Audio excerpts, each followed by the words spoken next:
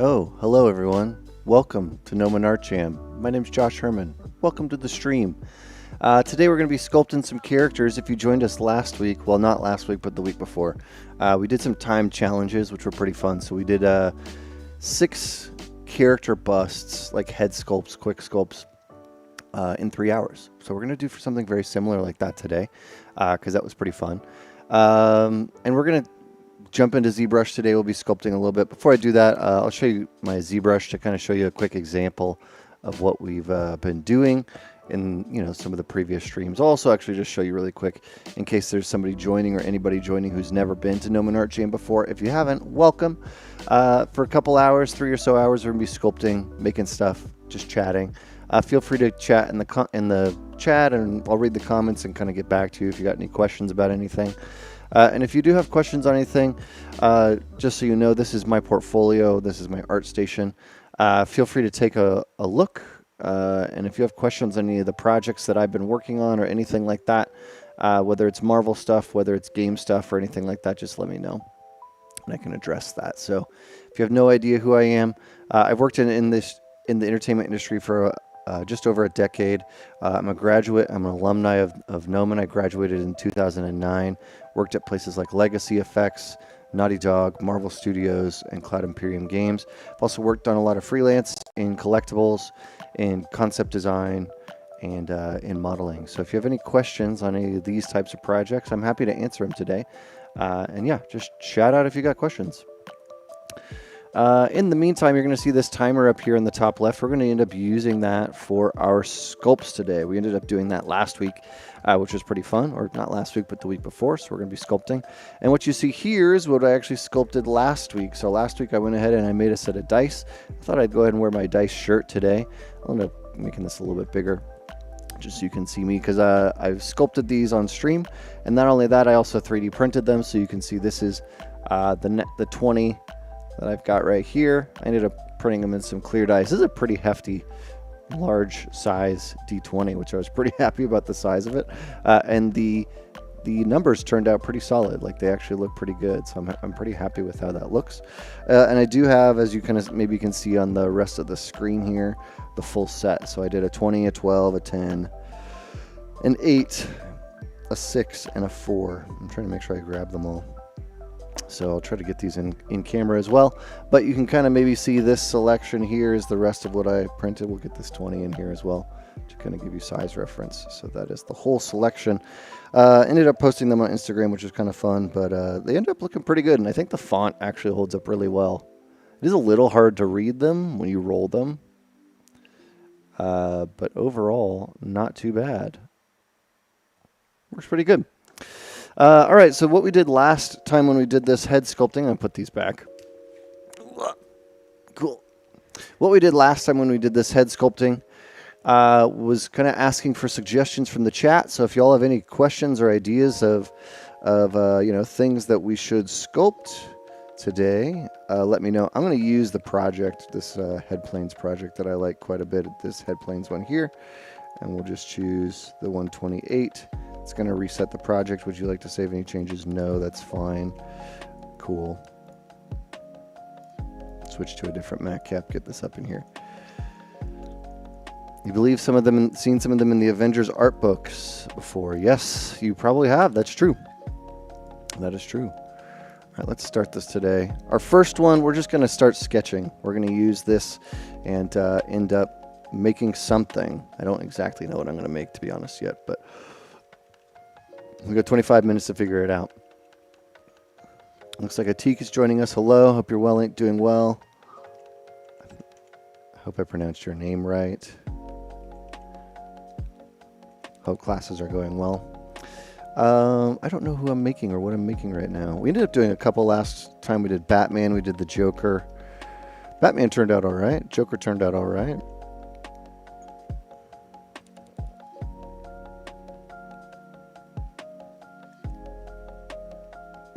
Maybe we'll just make a zombie or a vampire.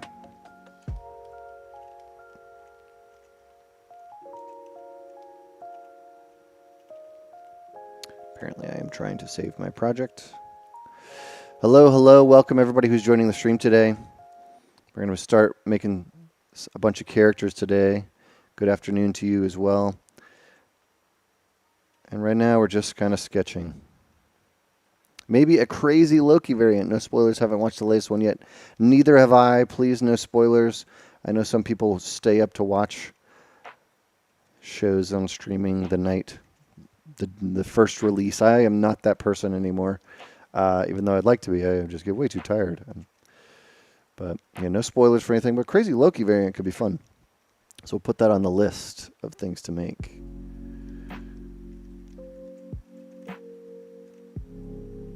But if anybody else has questions or suggestions, let me know. This is my wife and I ended up watching Underworld because it was promoted on one of the Netflix things, like the screensaver of Netflix.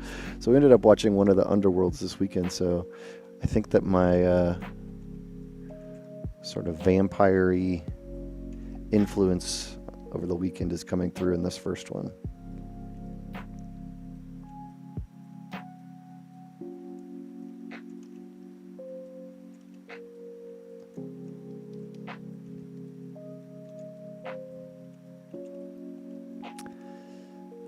Suggestion, all might, either form.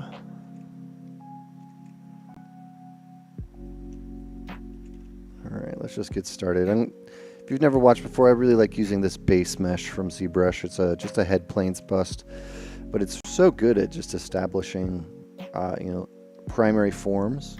And then if you build strong forms off of that, you can pretty much create whatever you want relatively quickly.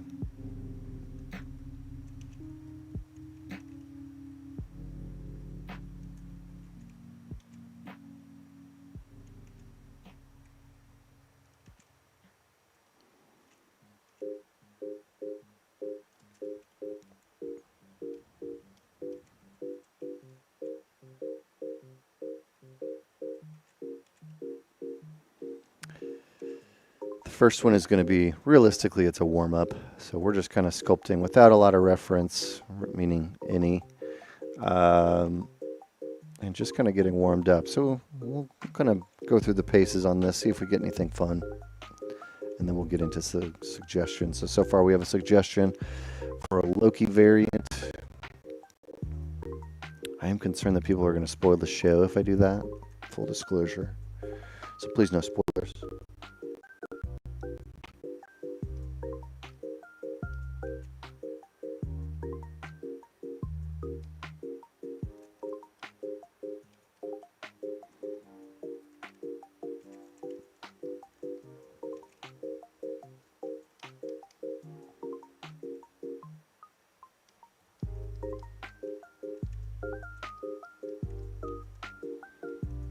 This is turning just more like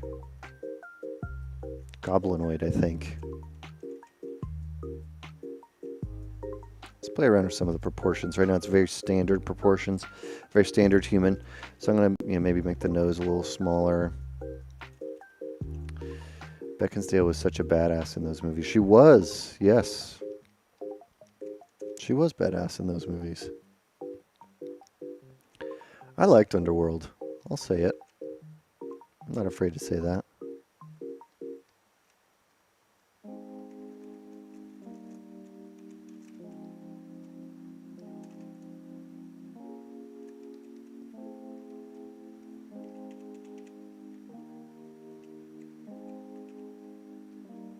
They had some cool designs too, and cool effects. And like the world is pretty interesting. The lore is kind of cool.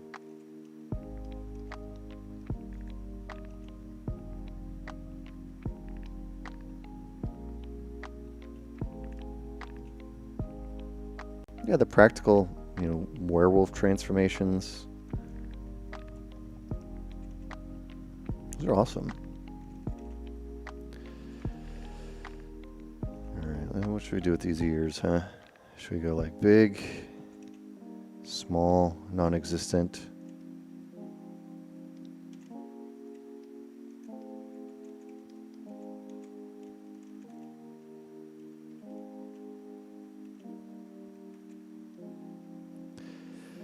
case you're just joining or don't know, we're using ZBrush today. We'll be using ZBrush for the majority of the stream, probably in all likelihood all of the stream.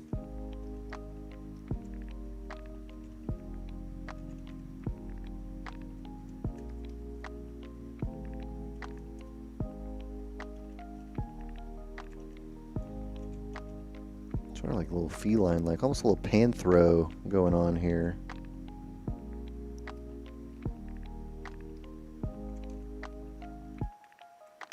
Not intentional, but it's kind of feeling that way.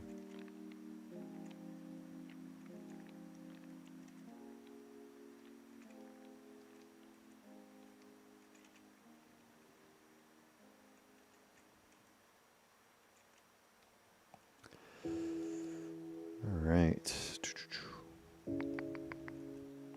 What was I got a question from Twitch. Yuki Doodle asks, what was your first experience using digital sculpting / 3D softwares? Was it frustrating to get into? Was it natural to you? Don't know your background, so I'd like to hear your early stages and your art journey with this medium. Really great question. Thank you. My first experience, I went to a college before I went to Gnomon that was in Denver. And my first experience there was with 3ds Max. The assignment for the class was two for the whole class. One was to model an object. I decided to model a VW Golf, VW Rabbit, like an older one. And that was kind of, to get the basics of the program. You kind of want to learn modeling and maybe some texturing and eventually lighting and rendering. And then the second part of it was to model an environment. So I ended up doing the Ninja Turtles layer from the original movie. Those were the first projects I ever did. And at first it was frustrating because you kind of had, it was a new tool set. Like my background before then, I had been working in automotive, doing auto body repair. And then I had kind of tried some business school stuff, and that never really worked out for me. But I had always drawn and taken, as many art classes as I could have when I was going in high school. Not necessarily because I really loved art. I did like art, but it was, honestly, it was just because they were the easiest electives for me to take.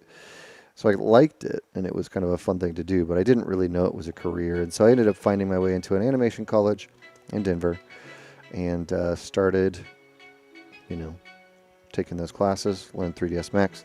They did not teach ZBrush there, so they didn't have, as far as digital sculpting is concerned, they didn't really have that program. And so I ended up searching for, I saw it was coming out, obviously. I think it was around 2.5, maybe is when that would be happening. That would have been in 2005-ish, 2006-ish. And I started searching for ZBrush tutorials and found the Gnomon Workshop. And so the Gnomon Workshop, in case you don't know what the Gnomon Workshop is Gnomon's sister company where they make training DVDs and tutorials. And they had just had a tutorial come out several months before, because ZBrush was pretty new, about creating characters for production, and it was using 3ds Max and ZBrush. And so I bought that and started looking at that. Getting into digital sculpting, the first experience with that was also, I wouldn't say it was weird, but it was very different than what I've been learning with 3ds Max. Very different. And I hadn't really, I didn't have any teachers or anybody I could talk to, so I really just had like a DVD to kind of help me along my journey in learning the program, and that ended up being pretty good, but I knew I wanted to learn more, and I ended up, basically after that DVD, I ended up hearing that Gnomon was a college with a physical location, and so I kind of started researching that and ended up coming to Gnomon pretty much. I think I ended up starting at the application process and applying within months after receiving that DVD. So that was kind of my experience with it. And then as soon as, at Gnomon, there was a lot more hands-on with ZBrush and other programs and pipelines and stuff than my school then had really the ability to teach, and so that is where I think my skills and just kind of commitment in general to the programs and the art form took some pretty considerable leaps.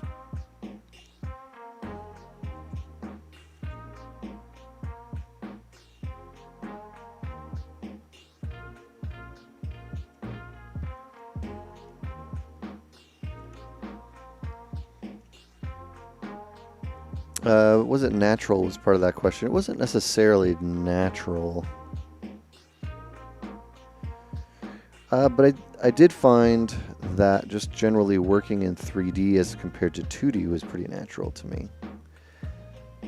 Learning the software and knowing what all the buttons do and what everything does was not necessarily natural, but the idea of being able to see an object or lay out a space in 3D space was pretty natural to me, and that one kind of clicked right away, which is kind of nice. Kind of just reminded me, you know, especially when some of your first projects are modeling a room, modeling an environment, modeling a space. Felt a lot like Legos. You know, you're building Legos instead of assembling. Sometimes you're doing both. But you end up kind of, you know, making, you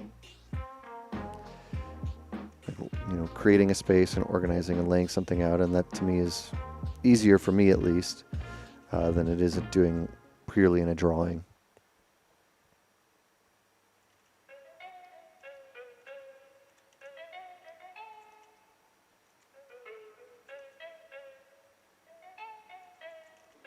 So hopefully that helps. All right, answer the question. Yeah, we got 12 minutes left in this. We're kind of getting to a shape, which is nice.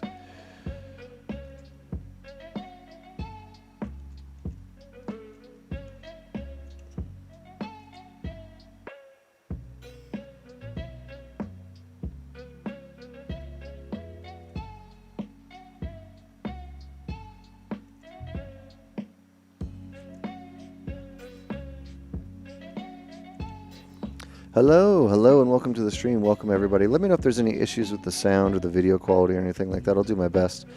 In the previous streams, we've had some weird internet dips, which there isn't a whole lot I can do there, but I've also heard there's some clipping on my sound. I was working to try to fix that, and I could not find it.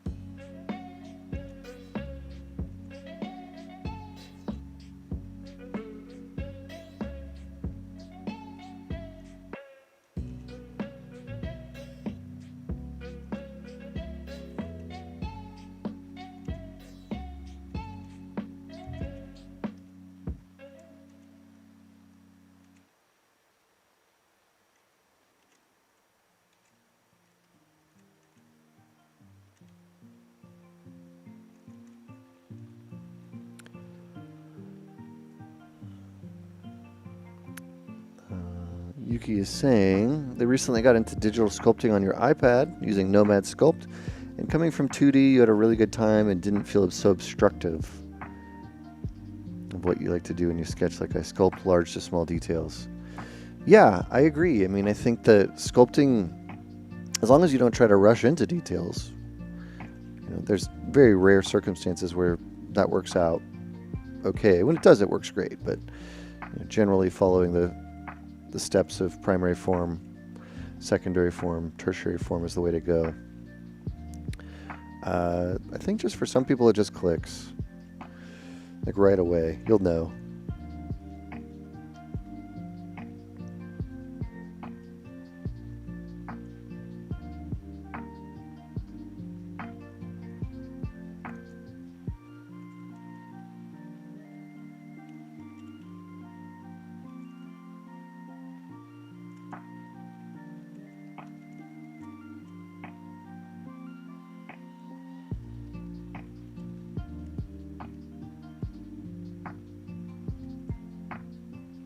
Just kind of bouncing around the sculpt here.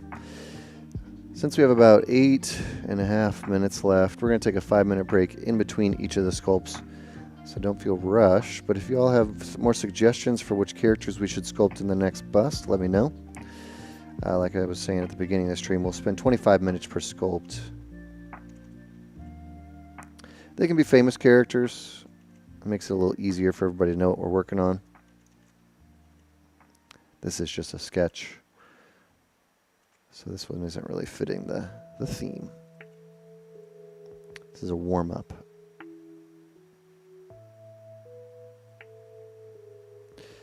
Last week we did Batman, Joker, a character from Critical Role. What else do we do? Omni-Man.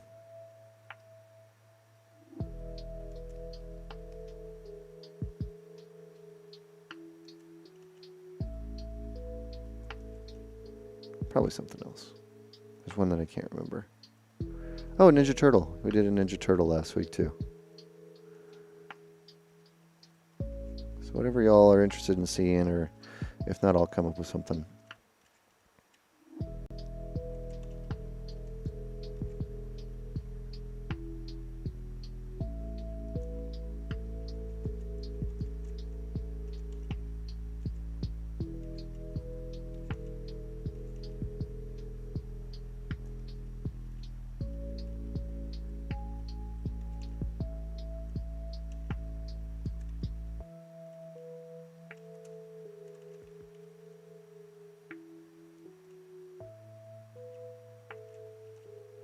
Just kind of adjusting like the overall draft here of the face, meaning how far some of the features get pulled backwards.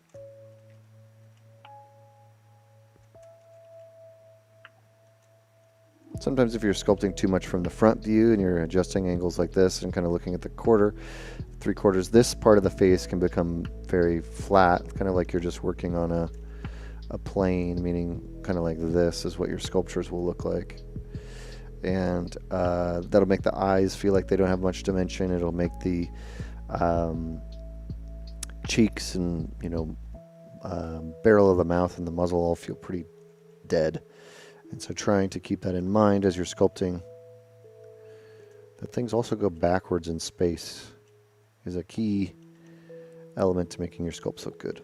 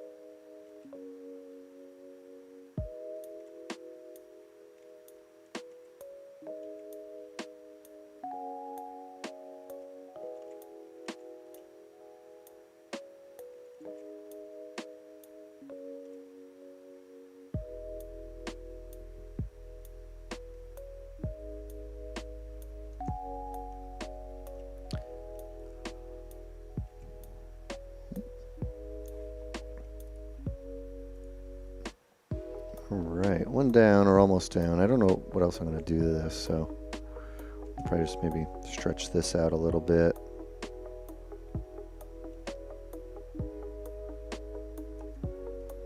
I feel like for a sketch we hit kind of our big goals. We made a head. It doesn't look terrible. Hard surface sketch to organic transition. Yeah, we could definitely do that. Maybe we could do a two-parter. You know, we start the sketch and then try to hard surface it or something. Or just generally do something hard surfacey. Is there any specific hard surface characters that would be interesting to see?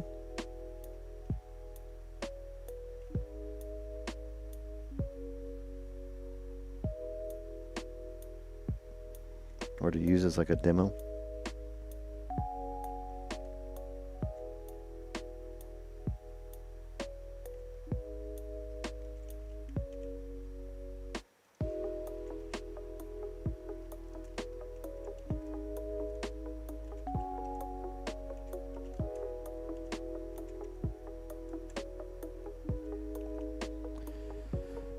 Done Samus before.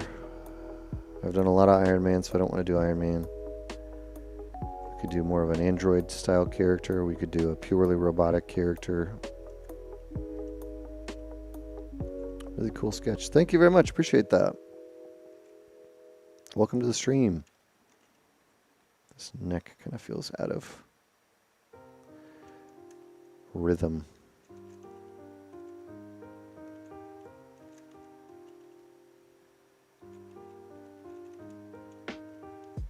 Hello, hello. Welcome to the stream. Welcome to the stream, everybody.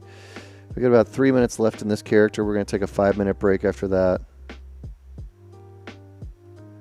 We'll start another sketch.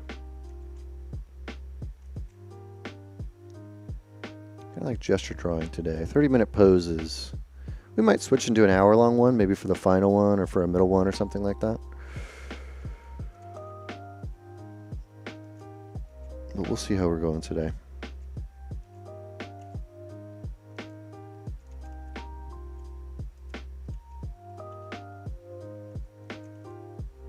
Let's get some eyebrow wrinkles in there. For such like heavy features down here, this is like totally empty. So let's try that.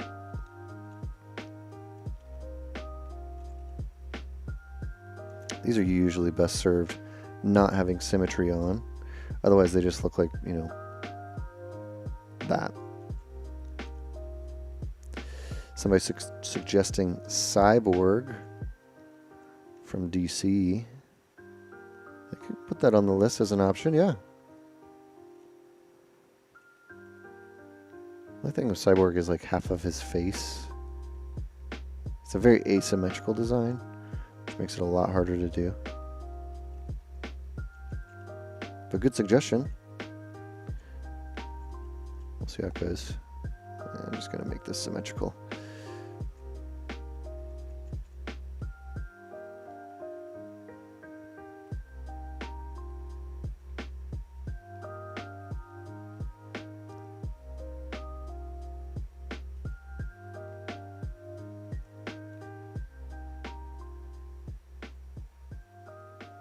Doesn't need to be super heavy-handed. We'll just put a little bit of fat on top of that. Sometimes I just use the clay brushes or the clay buildup brushes to, and I treat them like fat, quote unquote, where you basically just go over the indentations and stuff very lightly to, you know, soften up the forms that you just made or the lines or details you just made.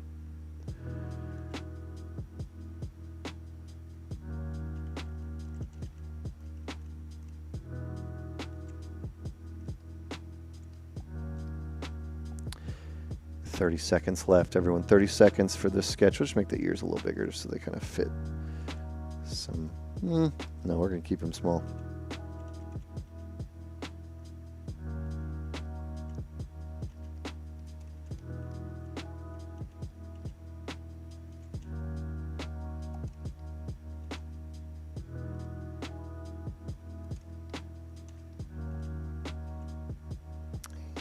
All right. 4 seconds, 3, 2, 1. All right, we're done with that one. Let's reset this. Look at the clock. We got 5 minutes. Here's a crazy suggestion. Hard surface Black Widow. Interesting. Not really sure how we would do that, but I like the idea.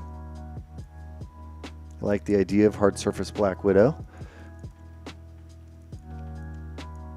Hard to do in a bust, though. Hard to do a hard surface Black Widow in a bust because you're kind of just like making a face. And the Black Widow comes out soon, right?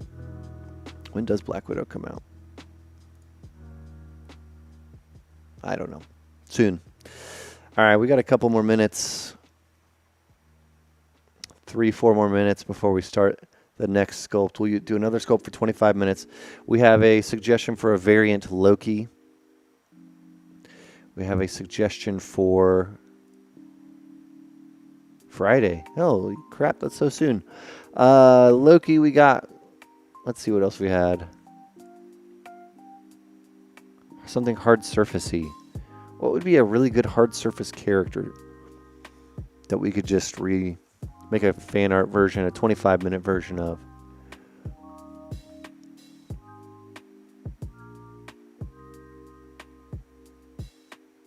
helmet or something. Something that has a helmet.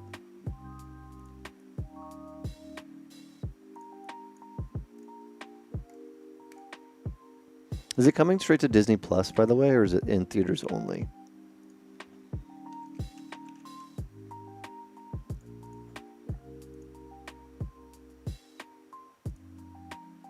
Claptrap, Cyclop, Iron Giant, Mean Machine. There we go. Now we're getting some ideas. Both. Oh, excellent. I will probably see it at home. Have you ever done Doomguy? You mean Doom, like Doctor Doom? We could do a Doctor Doom. I don't know how far we'll get in 25 minutes. Master Chief, Alien, Predator, Magneto. All excellent choices.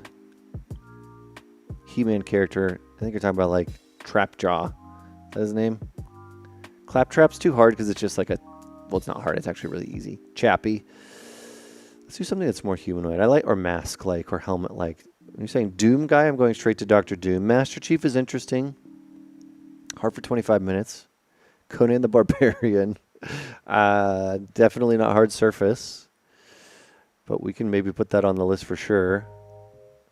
Doomguy from id Software. Oh, you mean like Doomguy, like the main person from Doom. That's also very much like Master Chief, right? Let's do a Master Chief Doomguy. Doomguy. All right, let's take a look at that. They're relatively similar, so I think we're just going to stick with that. We'll use Doom as the first one versus, you know, obviously Doom. Did Marathon come out first or did Doom come out first? I don't really remember. I think Doom came out first.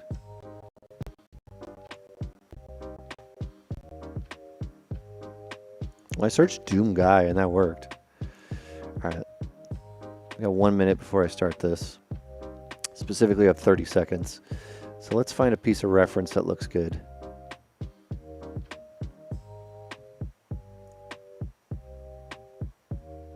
Probably start with a sphere on this one. So let's go like, you know, sphere. Make sphere. Turn on our symmetry. Go to our sub geometry. Yeah, that's fine. That'll do. Doomguy.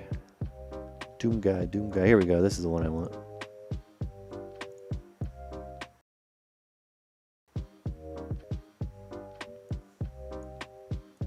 Doomguy.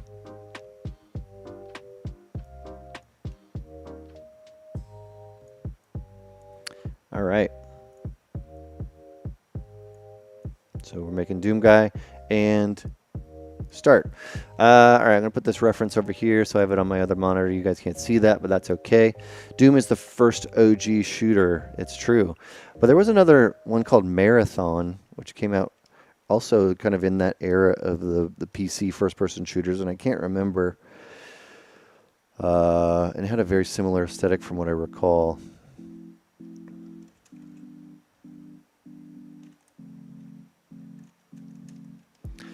All right, so let's make Doomguy. It kind of feels like there's just like this sphere with like this front element to it. So we make our Doom person.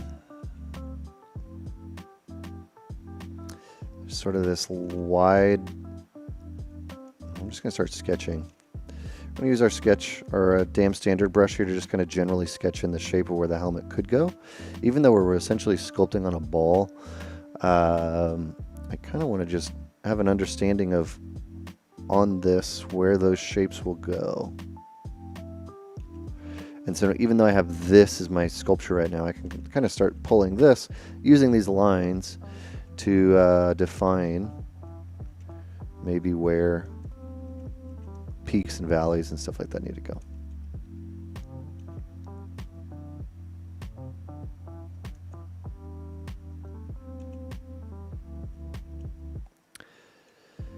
Doom is the OG. It is the OG. A lot of people, I'm sure a lot of people in this chat have probably never played the original Doom. Hopefully you played the new Doom though. I like the new Doom. It's really good.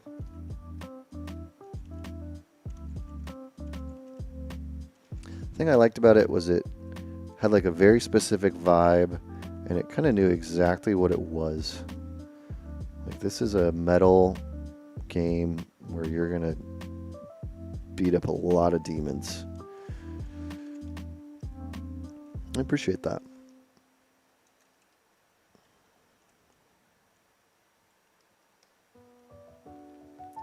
So just generally kind of sketching in ideas for where this helmet shape could go, what things could be. It's crazy how small Old Doom is.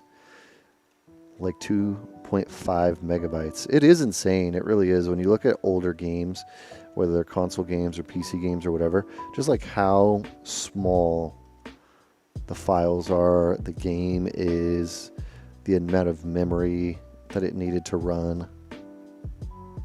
Just insane.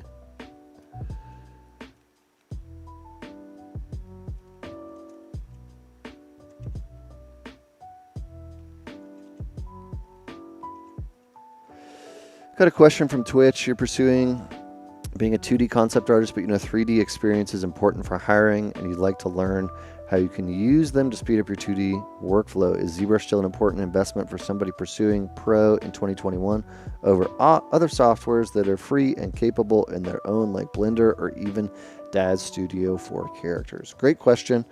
It really depends on what you want to do. If you want to do costume, character, creature, I think ZBrush is still worth learning. Obviously, you know, things like you're saying, like Daz and Blender are great. Especially if you want to do costume, or you want to do something where you're going to be doing a lot of stuff in that kind of zone. But ZBrush is the #1 digital sculpting software for a reason, so it's definitely not going away, and it's going to continue to get better. You know, things like Daz, Marvelous Designer, they're great, but ZBrush is always growing and improving. That's my favorite thing about it as a software, is it's always adding tools to its toolkit. Things like Dynamesh and ZRemesher and other things like that have completely changed the way that people work. And I don't know if you can necessarily say that about Daz or, you know, Blender. Blender's getting there, right? It's definitely the best free 3D package, bar none, I think. But I don't know if it's necessarily a huge innovator in that way, the way that ZBrush is from a creation and sculptural standpoint. Again, not saying it's bad, but if you're asking me if ZBrush is still valuable, yes, it is absolutely still valuable. All right, I'm going to subdivide. You can see that those kind of lines kind of smooth out a little bit, and I'm going to just start re-sketching. I'm going to turn my intensity up to 50. We'll get this thing going. I'm basically going to slowly work my way up.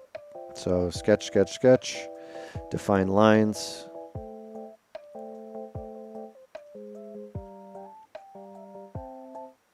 Can I ask what you're listening to? Right now I'm just listening to a royalty-free streaming. That's basically it. ZBrush does have a free version now. It's called ZBrush Core Mini. It is pretty limited, but I think they recently did an upgrade to it. So it had a couple more features to it. I would expect them to keep working on that as they work on all their other projects.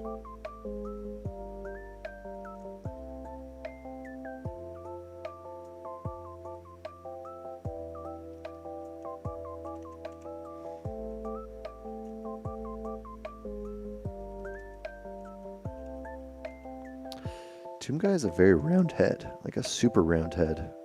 The whole armor aesthetic is actually very organic, which I think is really cool. As compared to Master Chief or Iron Man or most other hard surface characters I think that you see in like popular media now is like very faceted. Like Warframe is very faceted and like that, whereas Doomguy, that's not the one I wanted. Doomguy, it's very round, got a lot of cool shapes in there.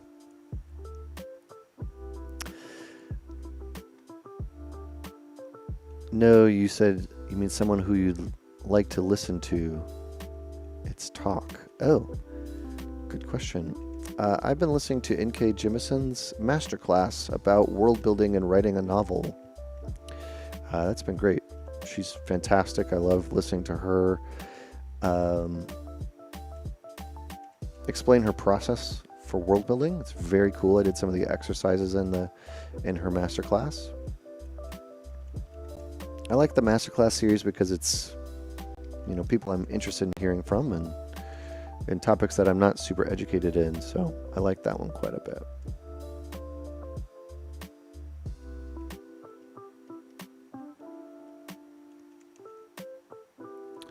So at this point, what I'm looking for, aside from the obvious, you know, I'm just kind of mapping out shapes here, is just starting to get into some form development. What that means is I'm starting to create planes. So you can see here, I'm using Alt on my dam standard kind of to create a plane that's going on here.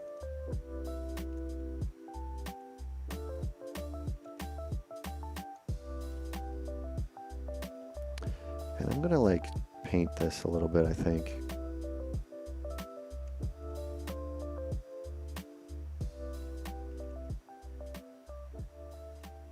Just so we can see the visor shape. On certain characters, it's sometimes easier to do this when you're designing, but when an element of the design is such a strong or important shape or graphic, that's something where I find that adding color really, really quickly can be very helpful.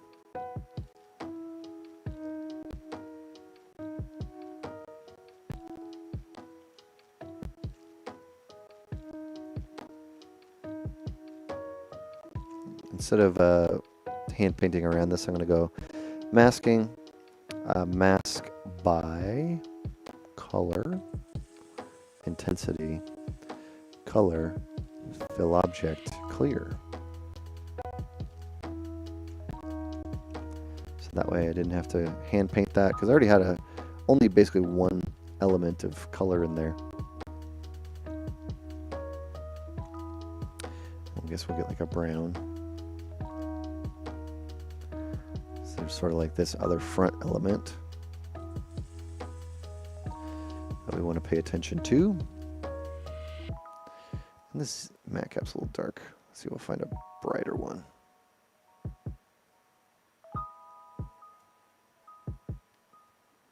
Yeah, this will be fine.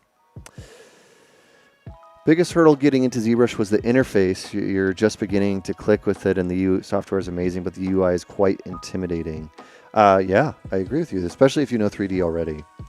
Once you know ZBrush, though, I will say, you know, my perspective on it is designed, the interface is designed to be used by a pen, and it's to be used where you don't actually need a lot of buttons. You don't need a lot of stuff if you have, you know, a couple tools that you use all the time. Turn off this color. Have it here so we can basically toggle off and on this color. And this thing has so much like little bits of detail. It's actually kind of interesting.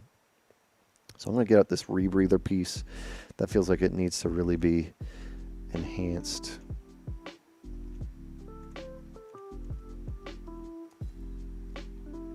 As we have about 15 minutes left. In case you're just joining, I see a couple people have joined us. Welcome to the stream. We're streaming a bunch of characters today. We're spending about 25 minutes each. So we just did sort of a random warm-up sketch, which we'll put over here. Nice and small, but so you all can see it.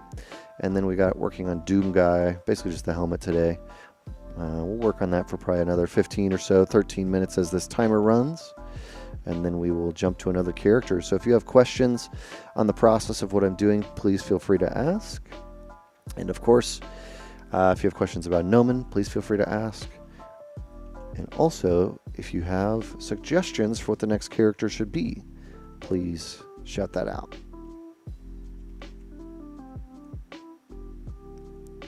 I don't really want to do the back of this helmet, so we're just going to kind of go a little ways.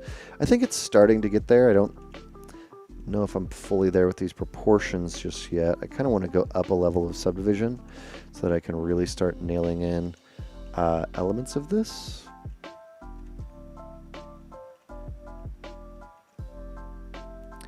We're just going to sculpt it all into one piece today. It's going to be a little rough, so apologies in advance. I like how they're doing this sort of little flaring kind of here, where it basically, in the game model, it kind of comes in here. There's like an S to this. So there's sort of this like curved motif. Again, there's a lot of round shapes in this character.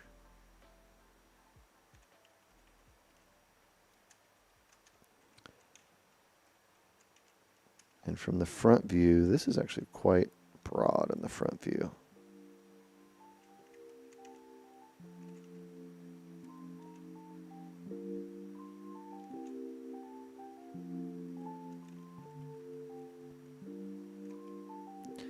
Gonna mask this off. And I'm gonna basically try to create a vent, because there's like a vent all the way around this part of the helmet. I'll show you a really quick way that I cheat sometimes using a vent, or make a vent.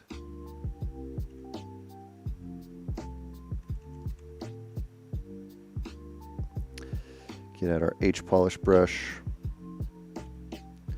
our old classic for making hard surface things.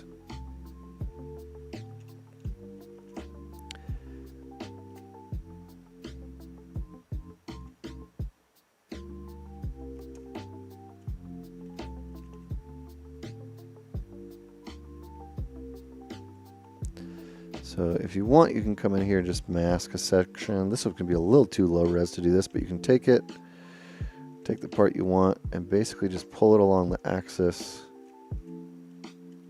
inside where you want it to go.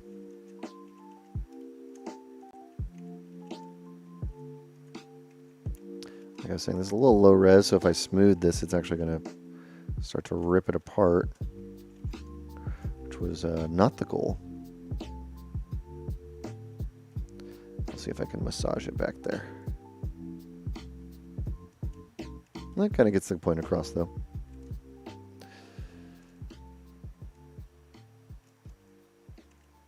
A little jagged, but then if I come in here, I can maybe paint some black in here, or very, very dark gray.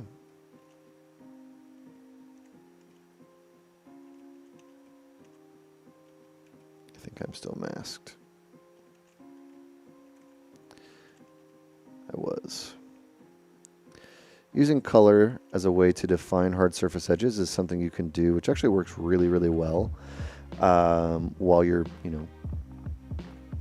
concepting or figuring out proportions. Instead of basically, what I would have to do if this was a model is I would need to model it all. But since I can come in here with this, I just kind of block that out. And we'll get this going.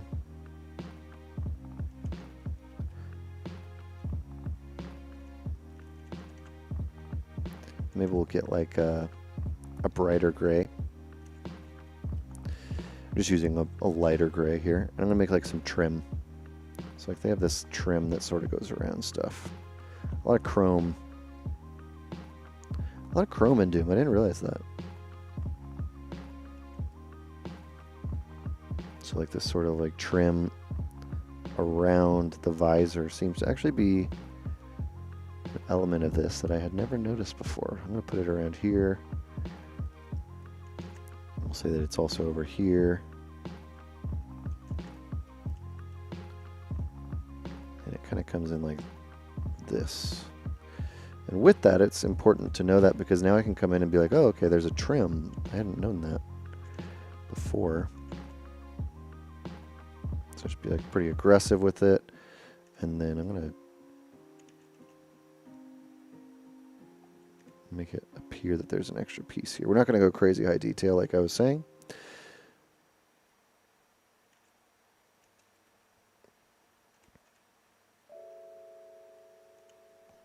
Let's get some of these little lines in the front. These are always important. Sketch them in. These little dots. This whole front is very round.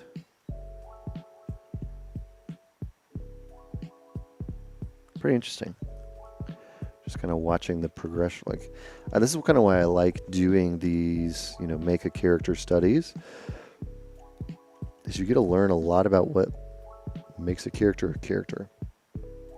What is it that, you know, why does this character look interesting? What is the design aesthetic? Why does it work? Why does it not work? You know, all that kind of stuff.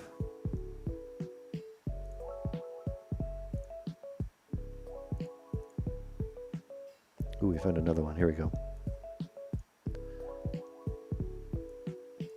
Hang on. Hang on. Replace. Sure. Yeah, here's a great one. This is the older one, I believe. Older? Is this older? That looks like not the main one, but you can kind of see there's like this front aesthetic here. There's obviously a different one that I'm using for reference here, which is this one. So I don't actually know what this is from.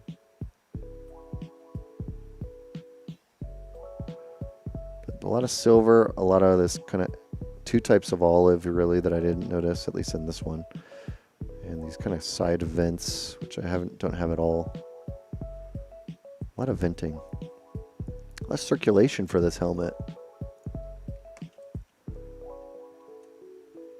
Alright, so we don't have any of these side vents. I'm going to use that kind of trick here. And just make a shape, make a little triangle. Put the action line up here. And then I'll control that shape after I've kind of sucked it in there. See if I can make something work. At this point I should, almost certainly I should add some more subdivision levels.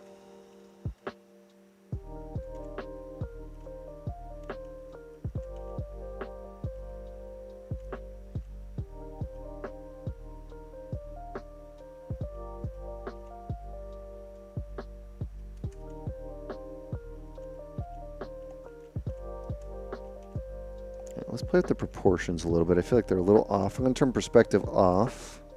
Turn it back on. Just kind of feels like the visor is too big. I think is really what it feels like to me. So let's mask off the visor, at least like the general area. Soften the mask.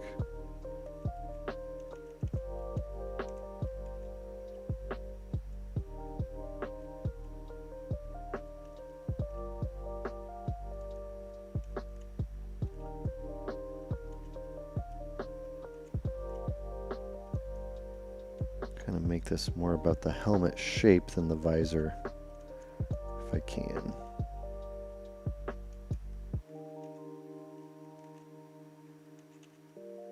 That mask is making it a little hard to move. I'm also just going to move it in. It's not feeling as aggressive as I want it to be.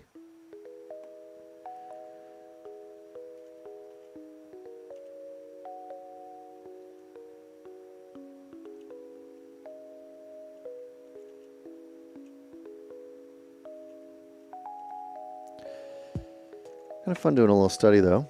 So Doomguy's helmet. We could probably spend a lot more time in this. We could absolutely spend a lot more time on this actually. We've got 4 minutes left in this sketch. So if anybody has suggestions for the next characters, let me know.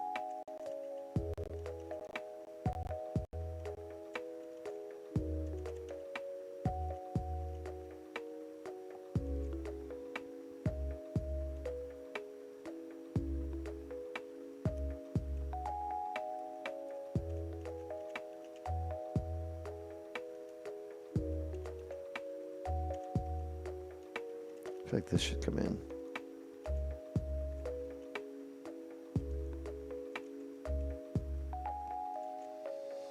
Just to kind of like be a little closer. Gesture sculpting. Gesture sculpting is tough, but we can try it. 25 minutes is a hard one. We can find a pose. So maybe we'll try that next. Doing a gesture sculpt. This is the part of the problem. There's like a bigger plane here. And right now I have the plane on the bottom being out. It should be here. I think that's the big issue with this proportion.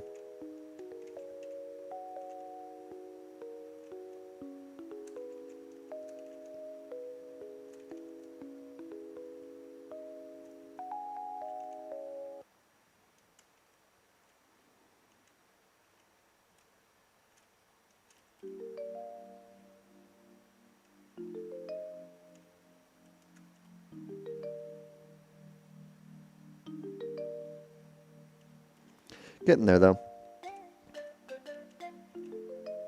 I did do some asymmetrical gesture sculpting a couple streams ago. More than a couple, probably 10 streams ago. Where I sculpted some characters using, what are they called? Mannequins. Using mannequins and doing a pose. So you could also check out that stream. I'm not sure that 25 minutes is really going to generate enough to really go off of, so I'm concerned that it's just going to be me attempting to make what looks like a human doing something.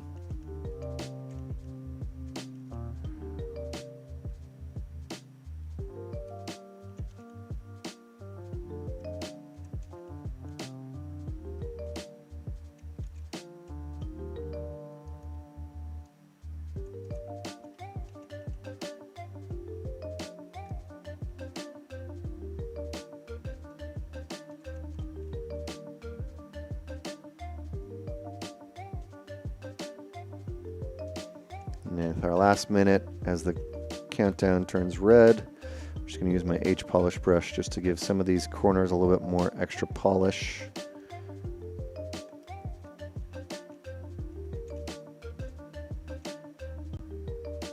Oops.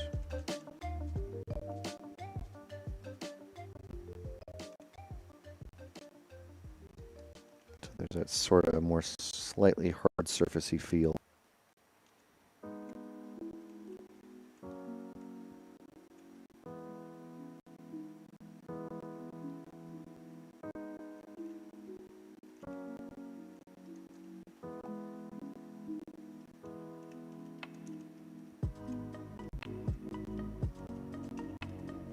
You can kind of see where it's going, which is nice.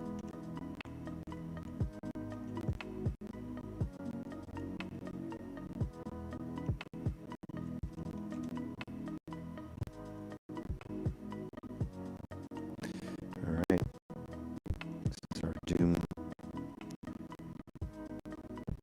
helmet. Just put it over here. Symmetry off. Or symmetry. Not symmetry. Perspective. All right. 5-minute break. Somebody was suggesting gesture sculpting. That'll be hard, but we could always try it. Any suggestions for other characters today? Looks like my internet might be dying right now, so apology in advance for that.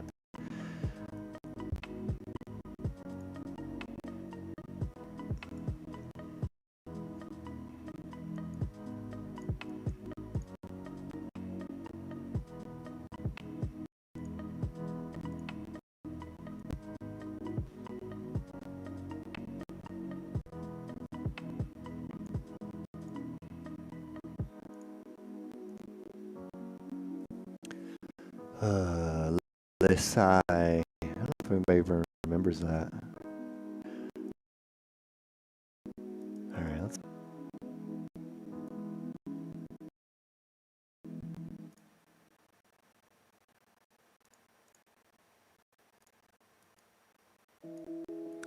Anime head sculpting. We did that one a while ago as well. That's also super hard, but I could...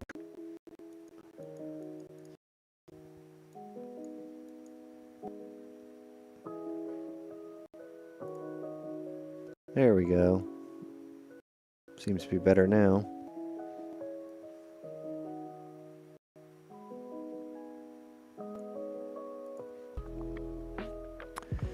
So we have suggestions from before. We had Doctor Doom. Well, actually, somebody said Doomguy, which we turned into Doctor Doom, or vice versa.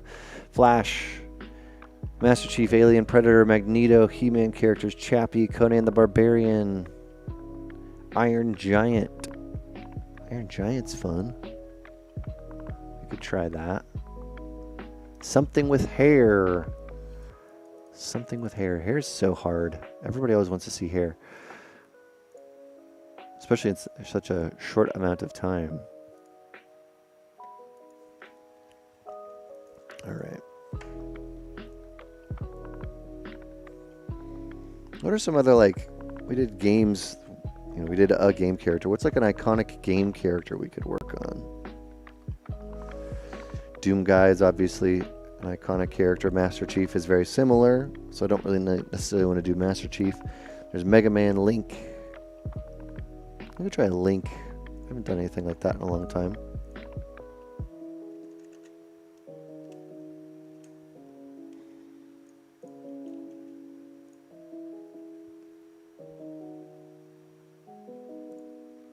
Samus. I did a Samus a while ago.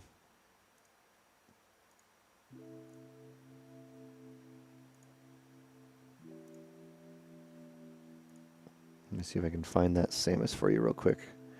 Just to find it.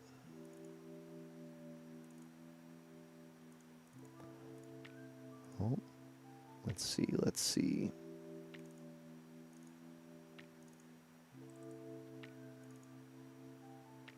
Yeah, this probably isn't the most recent one, but this was a Samus we did a while ago.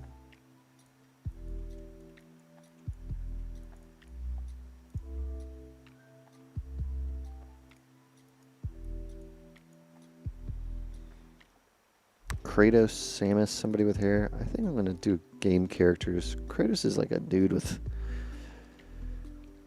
Eloy. It's a good one. I'm going to try to do something somewhat stylized here.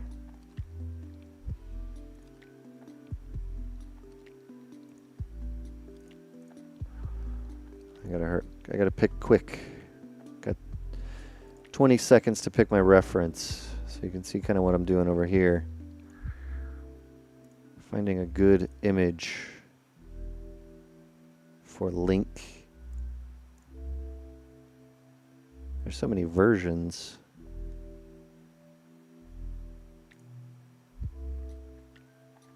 So many versions.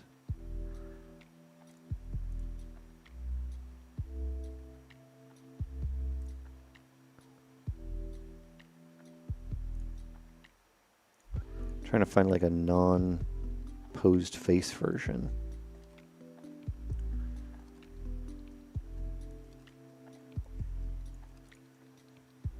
Zombie. Generic zombie is always fun. All right, let's get our sphere, make a polymesh, and we'll just start working. Let's try for Link. We're going to do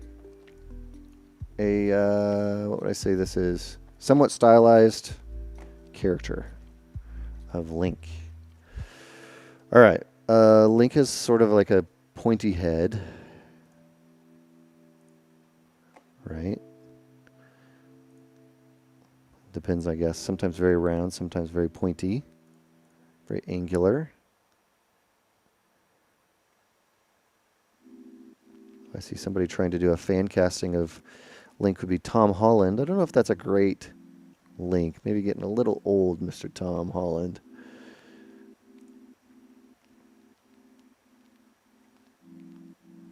Yeah, we just got to start, though. Just got to start.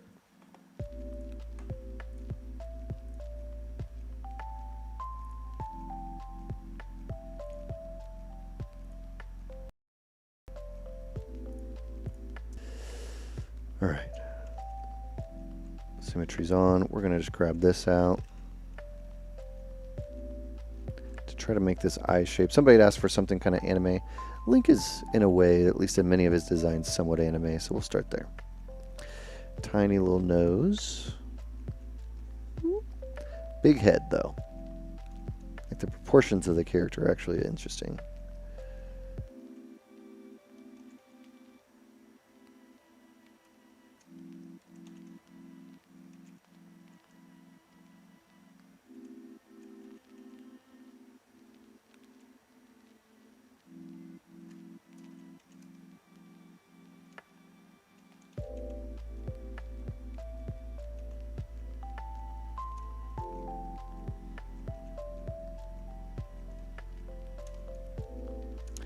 now looks like Megamind.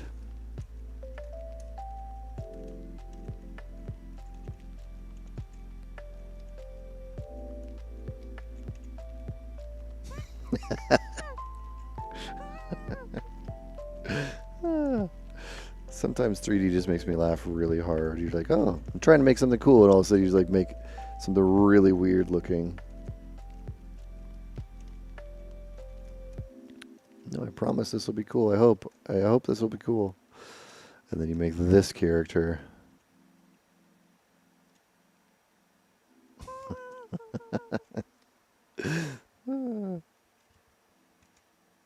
We know that we want the eyes to be relatively large, so I'm going to block those out.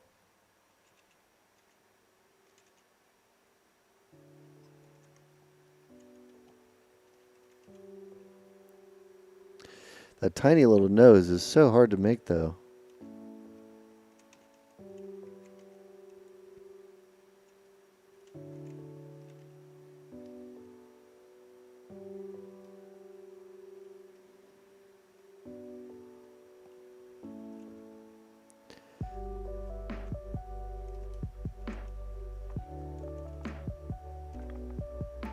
So I'm kind of trying to use the like polygonal nature of this low-res cube to he's got a rounder face than that, to kind of get it where it needs to go.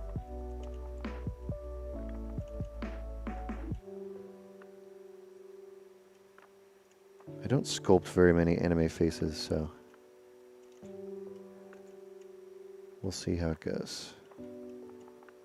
What I'm basically trying to do is lower expectations for what the outcome of this will be. Like, I hope you didn't expect it to be great. This is another one like Doomguy where you're like, huh, there's a lot more here than I expected there to be.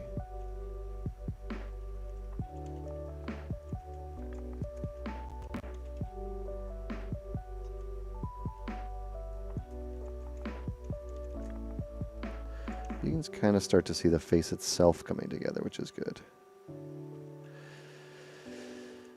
Link also has a ton of hair, always, and always has a hat, or almost always has the hat. So that's another element we'll get in here. I'll probably just sculpt the hat in this.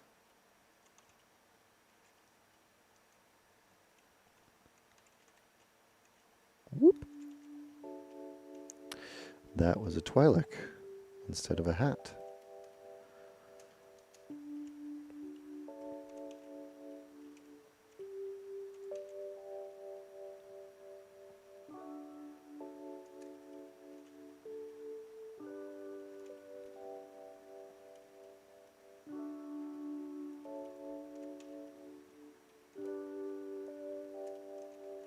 We should just Dynamesh this for sure. 64 maybe.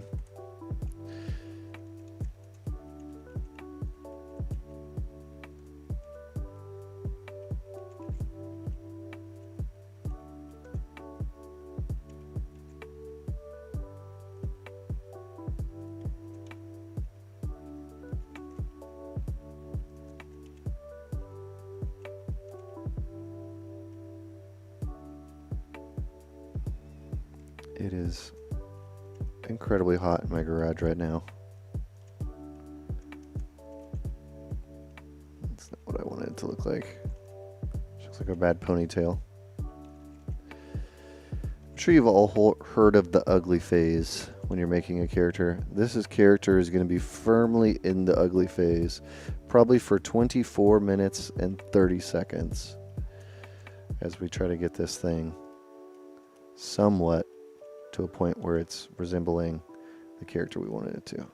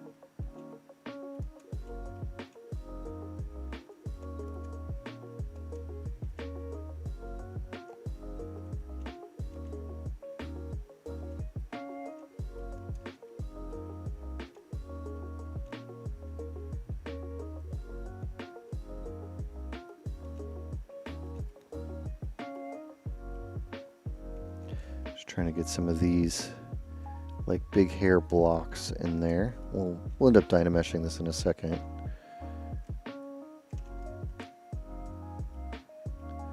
And these like little sideburn things that he seems to have.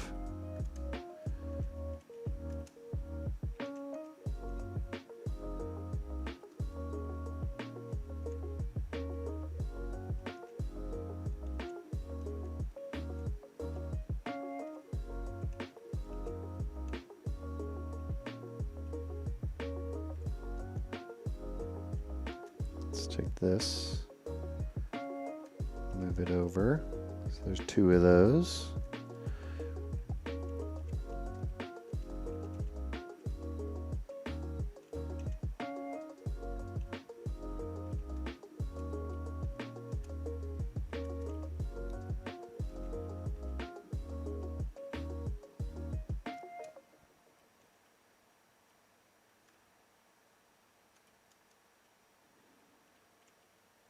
Even though I said I was going to do this in one piece, I think I'm not going to do this in one piece. I'm just going to sculpt like a little head like this. I'm going to mask that, and I made a poly group. I'm just going to split these things. Split, group split, yup. Done. We're going to probably just dynamesh this thing. Dynamesh this thing. We're going to go in here. We're going to turn on groups. We're going to dynamesh this. Oh, I wanted to keep the groups. Well, let's just... Alright, that's fine. We'll split these in a minute then.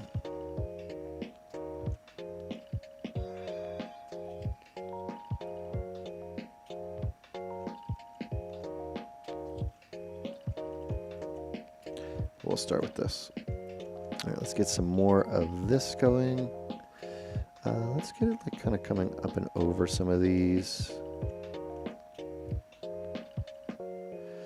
With characters that have a lot more going on, one of the big challenges of doing them is getting all of the pieces in so you can start actually adjusting it to make it feel like the character. Meaning Link, for example, has hair and has this hat that he always wears. And so even if you sculpt like the perfect face or hair or thing individually, it's actually quite hard to know how that's going to look in comparison to everything else. So you often end up, you know, let's say again you sculpt the perfect face or whatever. Now all of a sudden you add an element, and as soon as you add that element, you're going to have to adjust all of the other elements to make it work. So it does actually create quite a bit of problems when you're working like that. Meaning if you're working just individually on pieces, it does cause problems because you're just not seeing everything in at once.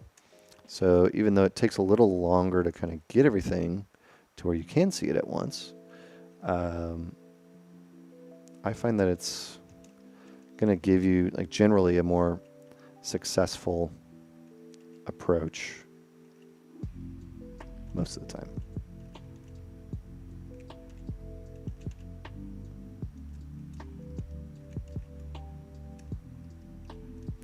All right, y'all, which color should we do? Green? Green's a classic, right?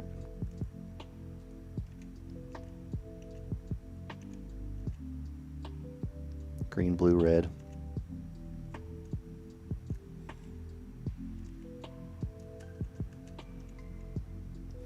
Let's make this one slightly yellowish. That golden hair.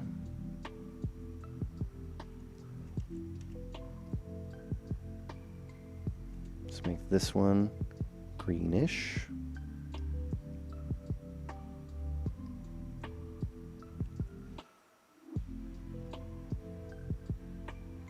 And this one we'll just fill with white.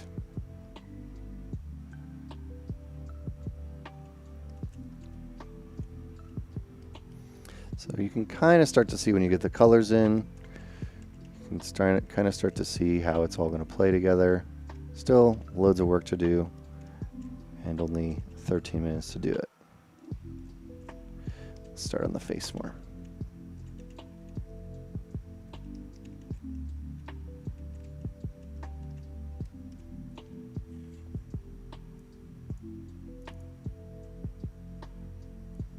Pulling up a little bit bigger reference. This is my reference image that I'm using, just so you know.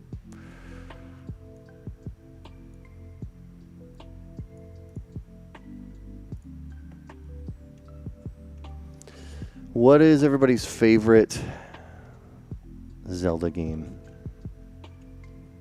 Anybody have one that they like more than the others? Or that they think is the best of all time?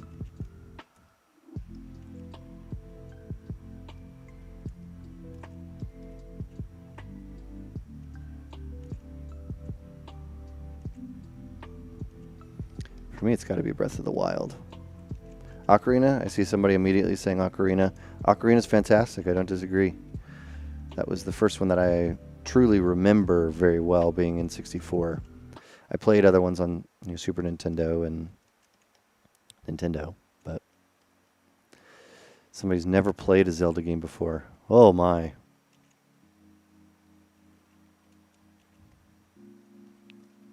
Go play a Zelda game.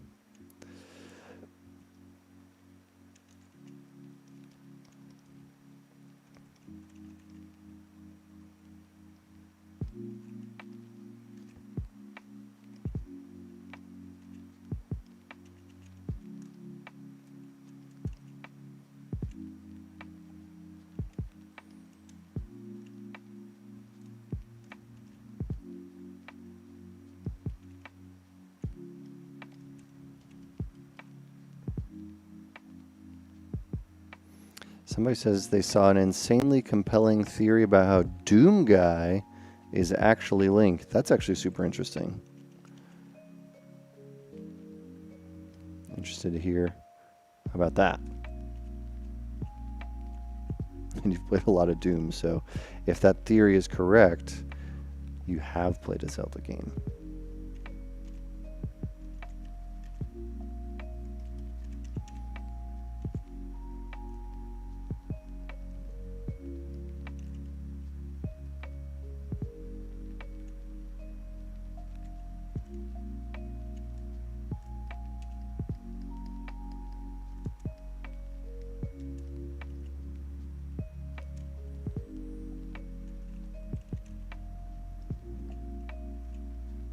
Just going to try to give a little bit of character to these. This one's a little broad. Should probably be a little, like, thinner. Is this more like almost like a Padawan braid kind of thing?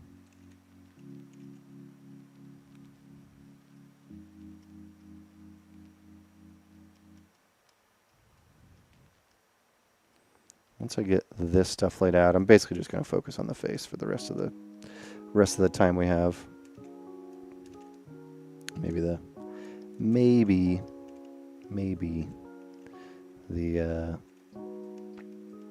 ears too.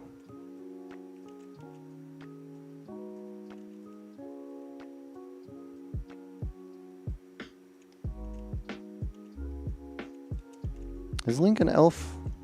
Is everybody in Hyrule elves?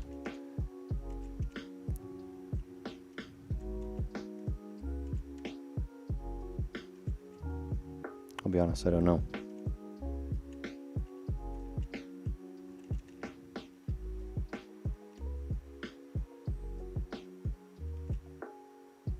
Because him and Zelda both have pointy ears. So the elves? Does everybody just have pointy ears?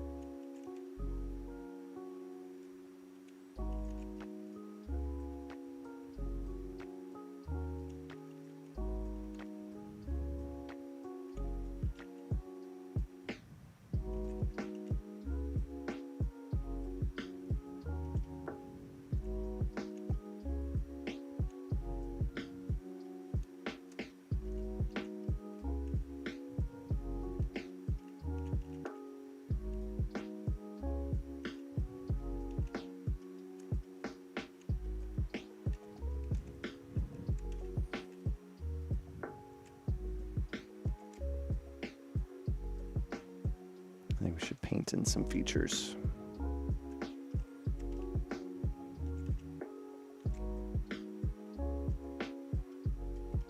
Ooh, accidentally turn that into a zombie nose.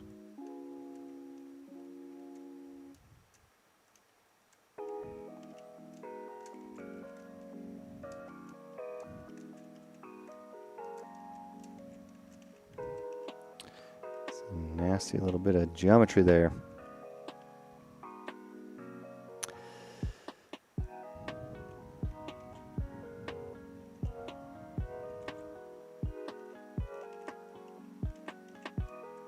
This mouth is like so flat from the side that I know that doesn't look good. So I'm just trying to make that one go as quick as possible.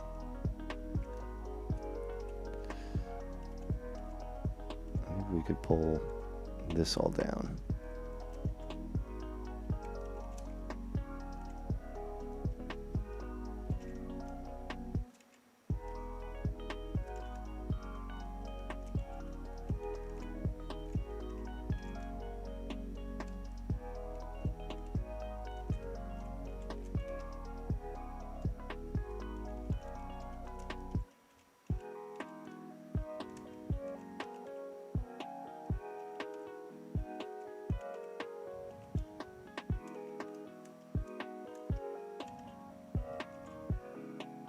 I'm trying to kind of create some planes with this head. Now I feel like it's kind of missing them. So I don't want it to go crazy stylized. I mean, that might not be a bad idea depending on how this looks. But I kind of just want to add some more structure to it.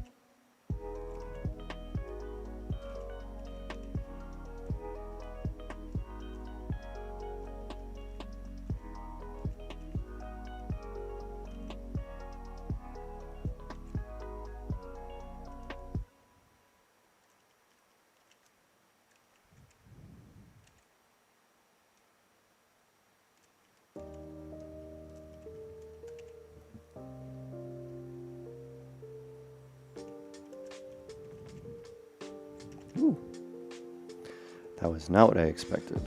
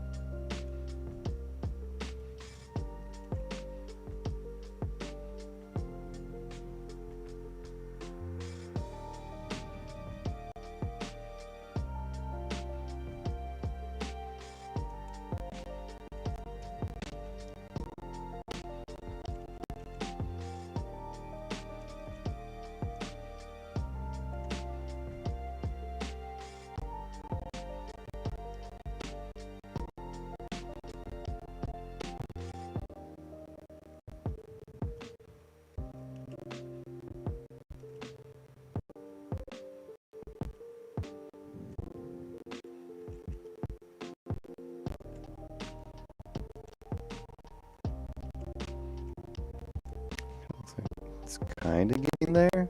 Kinda. Still a ways to go. We have a long ways to go. Let's be real.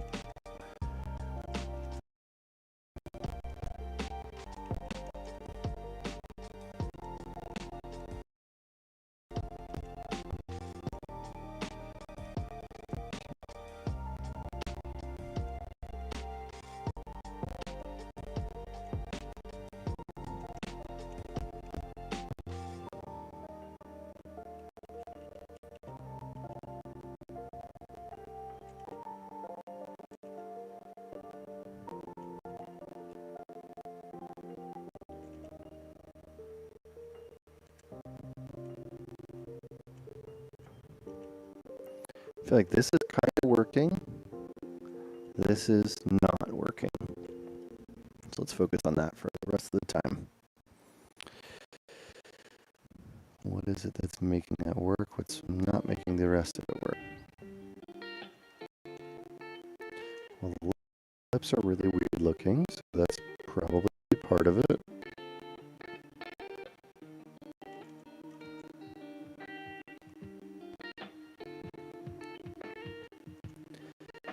I feel like I'm missing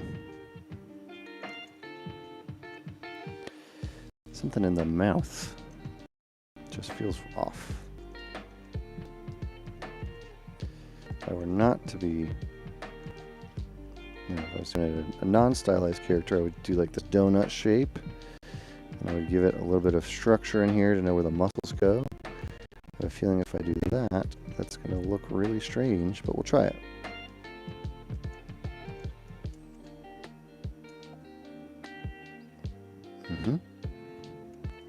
Yeah, that looks kind of strange.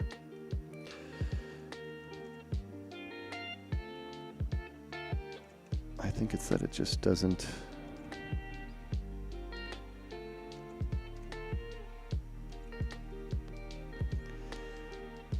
I don't have enough draft to the face.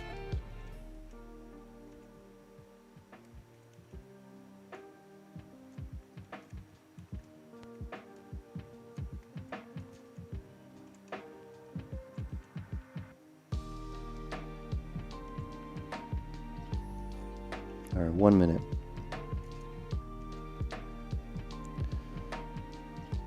Sculpt at a distance.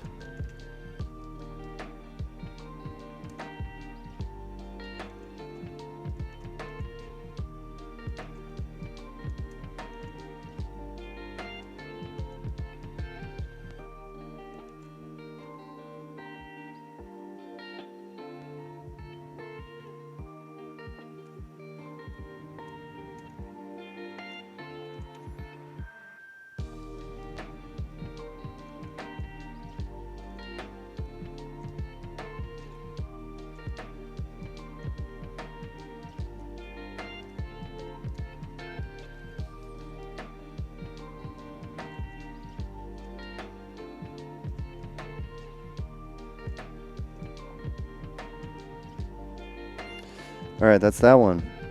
Turn that perspective off. We'll put that one over here.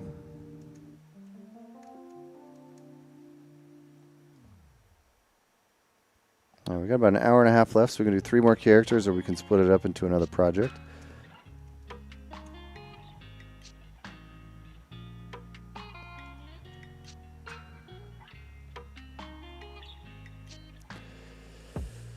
Let's see, what would be a good alternative and good another character for us to work on? If anybody has suggestions. I saw a bunch of stuff. Y'all watch a lot of anime and I do not, so some of them I don't know.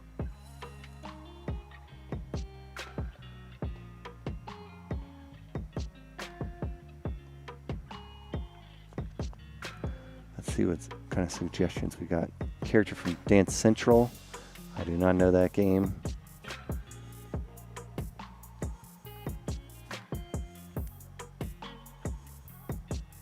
Gesture sculpting. Here's a suggestion for gesture sculpting. We can maybe go ahead and try some of that. I kind of want to do another superhero game or something. Hulk. Perfect. Mr. Insurmountable. That was exactly what I was looking for. We got 3 green characters. We'll go and make another green character. We'll do Hulk. Excellent choice. Hulk's been in games, especially recently.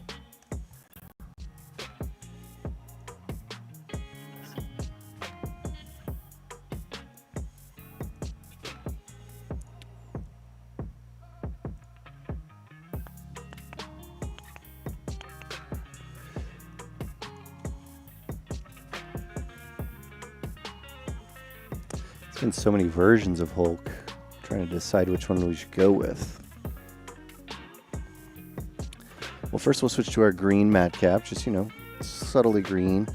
Get a little bit of this green tone going on.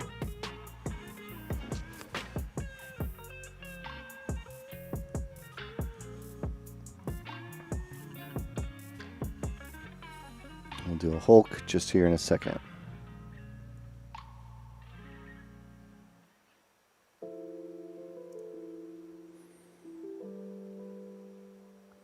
what is chat? What's your favorite version of the Hulk?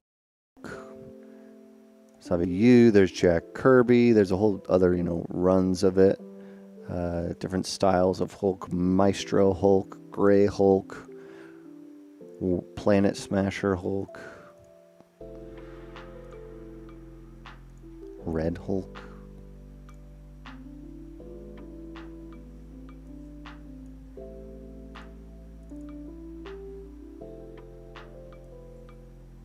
All right. Got my reference up.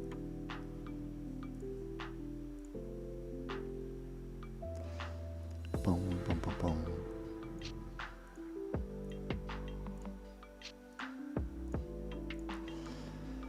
All right, just 1 minute and we will get started on the next one. Model Lucifer. Lucifer from what? That's a great question. You mean Lucifer from the show Lucifer, or just generally Lucifer?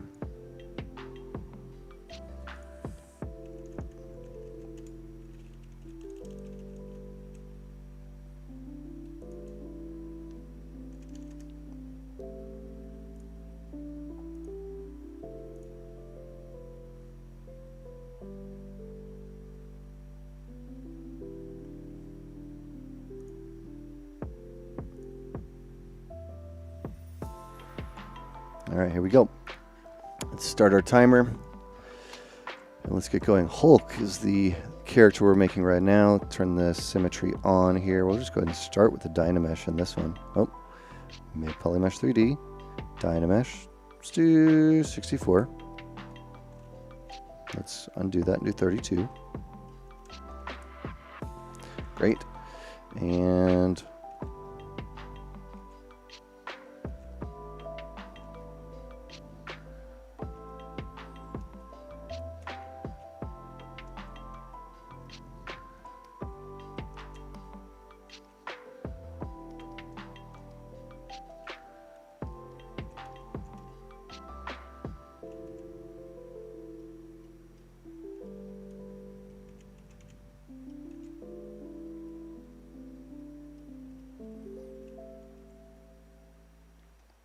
chat, who's your favorite person to ever play Hulk? We got our Mark Ruffalo's, Lou Ferrigno's, Eric Bana, Edward Norton.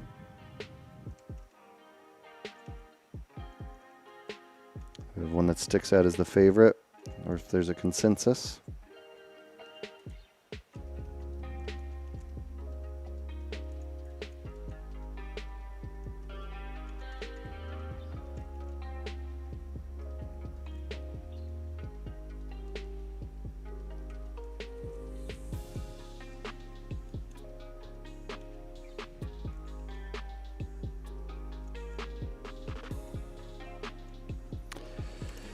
I'm just using a general Hulk picture that I found.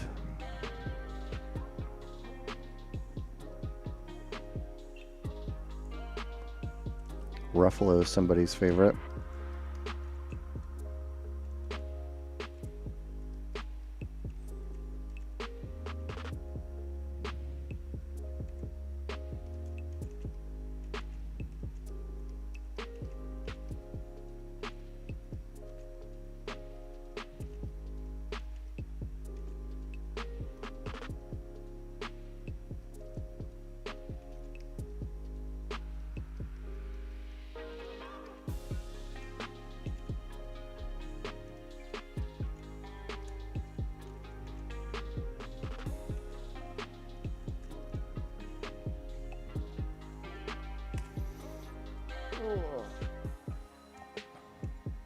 Let's see.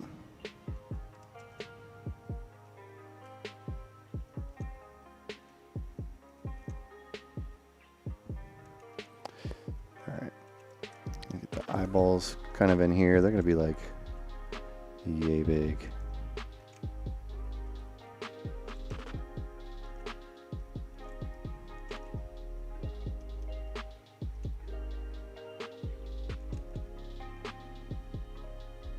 Probably pretty far set in.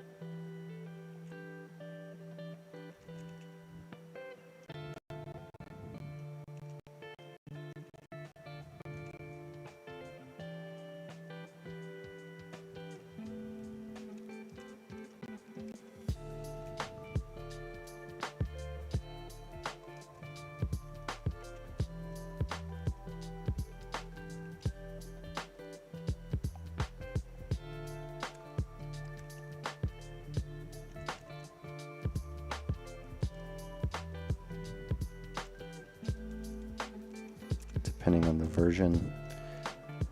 Adding some of these traps and like this shape for where the shoulders could connect can kind of help you figure out a little bit of the character. We did that over here, what we started with that on that character.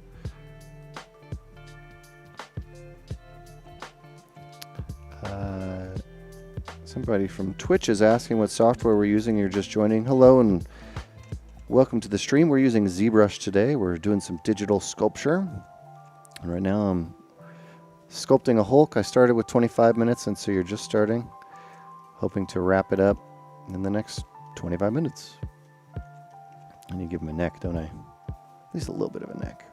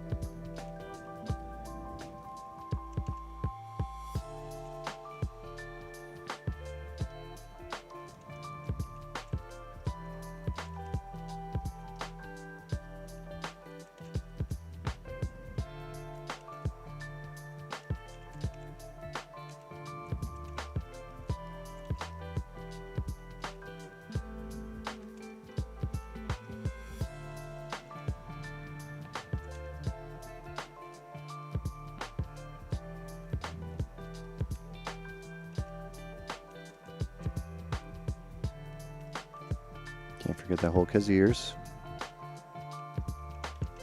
They're very tiny, but they do exist.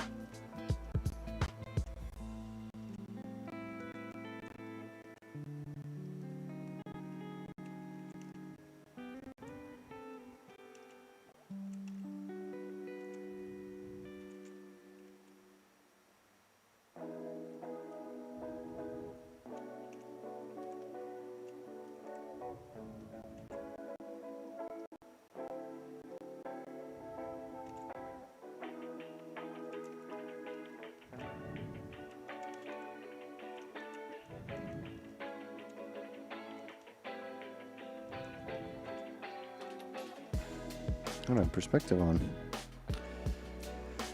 What up? Hello, welcome to the stream. Welcome to the stream. We're sculpting a Hulk right now.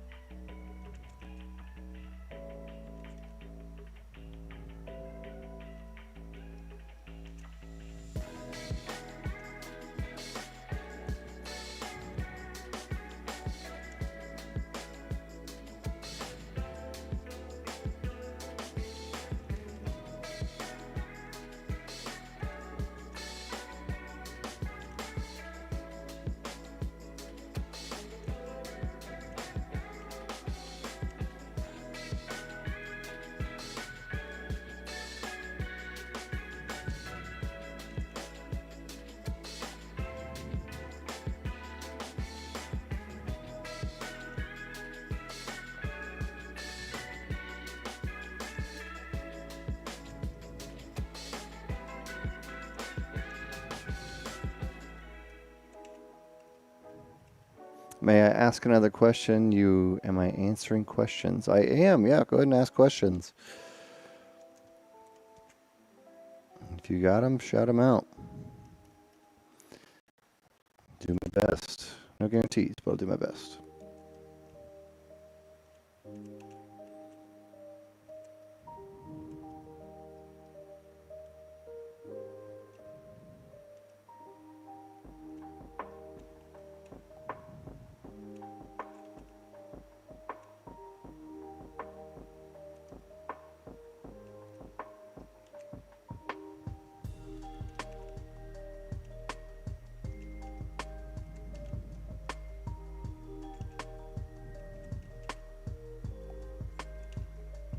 How are you? Tell me what monitor you are using. I'm using a Dell 24-inch, and that's the basics of it. I think it's an ultra sharp, or 27-inch, I think.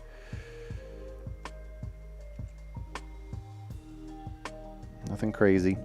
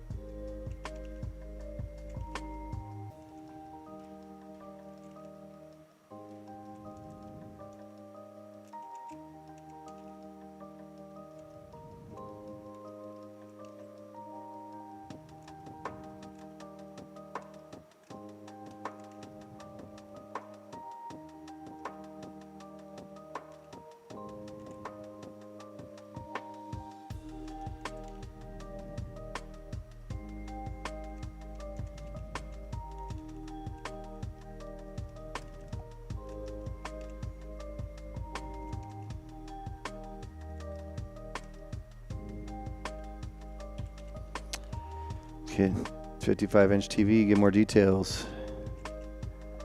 I wish it worked that way.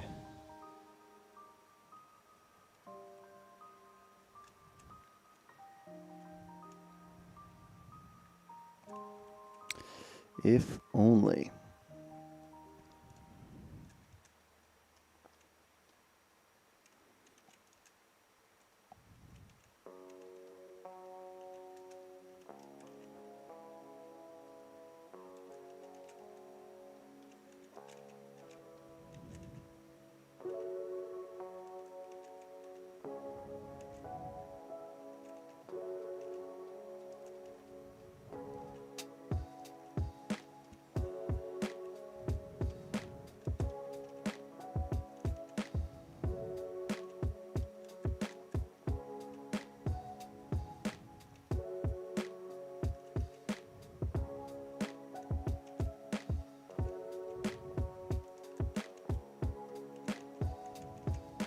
Something that a lot of people, beginners don't necessarily notice when they start sculpting is how much the front, like if I was just sculpting from the top view here, you can see what I'm doing to this shape of the cranium, and what it actually does on the front views and the overall reads of the characters is a pretty dramatic effect. So you can always play around with that.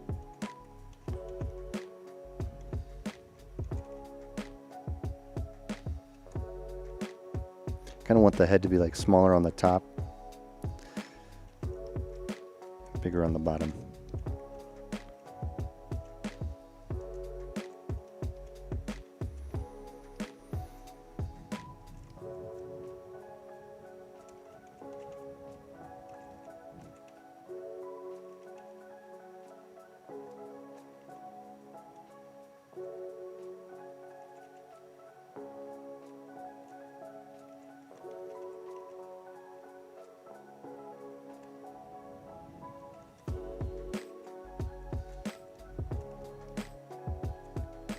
How long have I been in the industry? I've been in the industry since 2010, so approximately 11 years.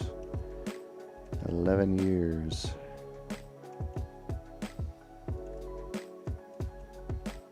You can only create 2D illustrations on Photoshop, but you're interested in learning to create characters in 3D. What software do you recommend to try? Is there some free software to start with? And what is the next step? Thank you in advance. I recommend kind of what you're looking at right here, which would be ZBrush. There are free versions, or is a free, and then also a cheaper subscription model version of ZBrush called ZBrush Core Mini, which is the free one, and then ZBrush Core, which is the cheaper one. I would definitely recommend that as the number one. If you want to learn characters, how to make characters in 3D, those are the things I would learn. If you just want to learn 3D in general, I'd probably pick up Blender.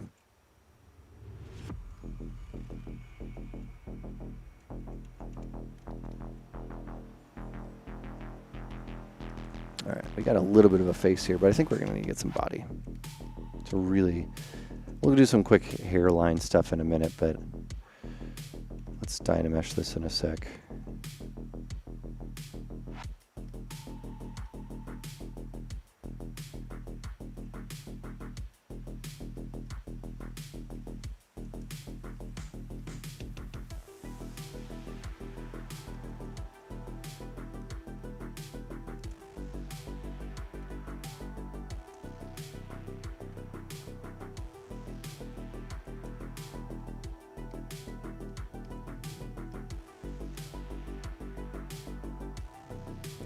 Oh dear Lord.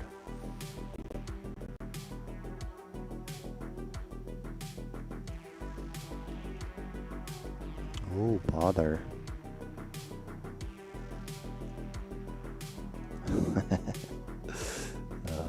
I love it. Oh, 3D. Get the best accidents with 3D. Oh, that wiped out all the detail I had sculpted. Alright, when I pulled that out, I wasn't being super smart, so now I can come in here. I'll do it a little smarter. The way I should have done it to begin with.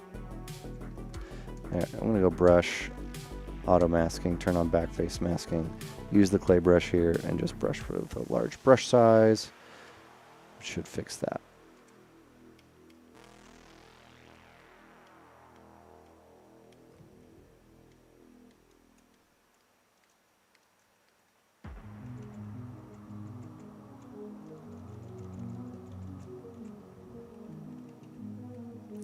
Which software do you use to make animations? I don't do a ton of animation work, or realistically, I do almost no animation work myself. But you would probably want to be using Maya if you want to get it more heavy into animation. Let's do 128. Project.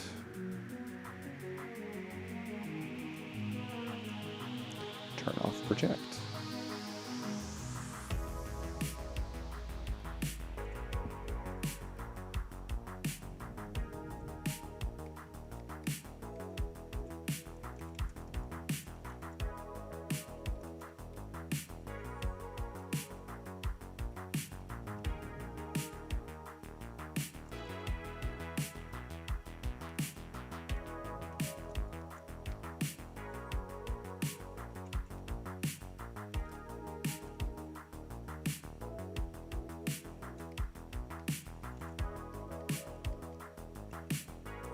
Maya is most certainly more complicated, yeah.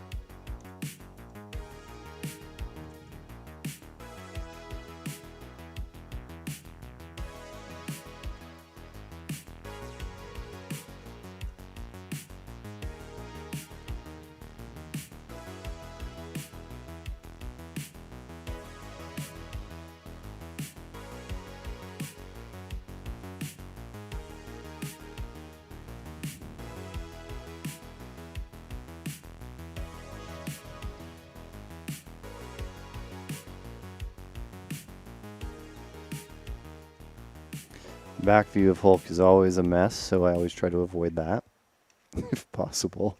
It's a challenging set of anatomy to make, mostly for the back, because it just kind of turns into like this huge hunched figure.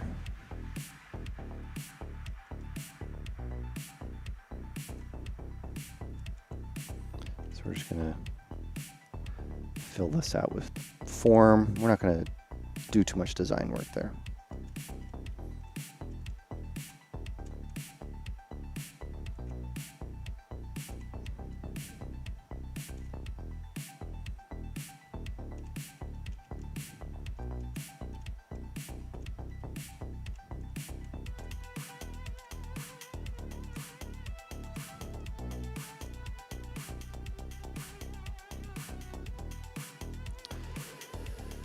Always bothers me when that happens, and I'm trying to not think about it, but that's okay.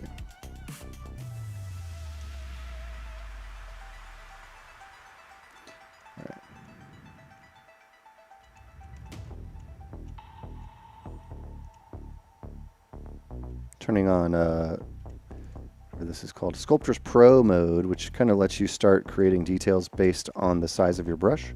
So I can come in here and start sculpting really fine details. And what that'll do is just create them at the size of my brush. So it's kind of like working in Dynamesh, but not really.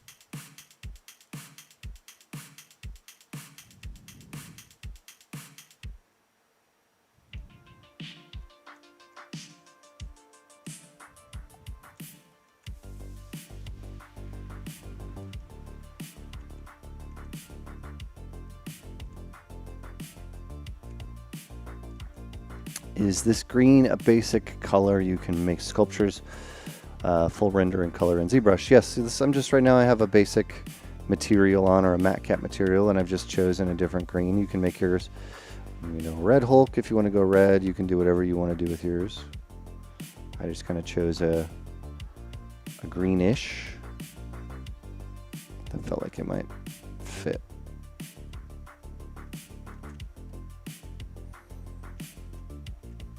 It's up to you, though.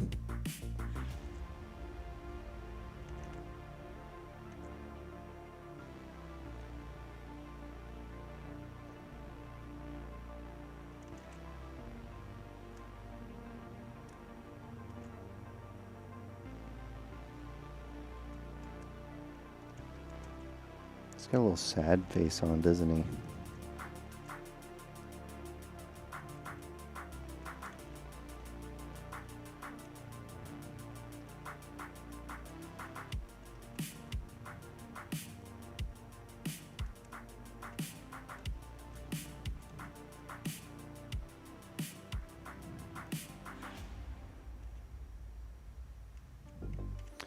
Let's go ahead and paint in here with some gray.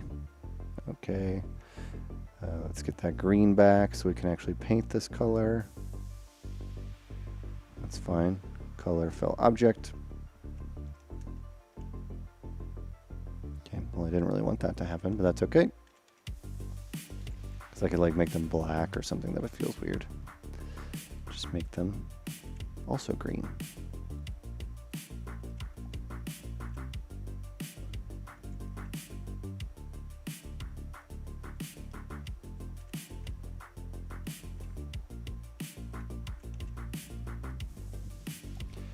Be Fade Hulk, the short-haired one, because we have 1 minute left.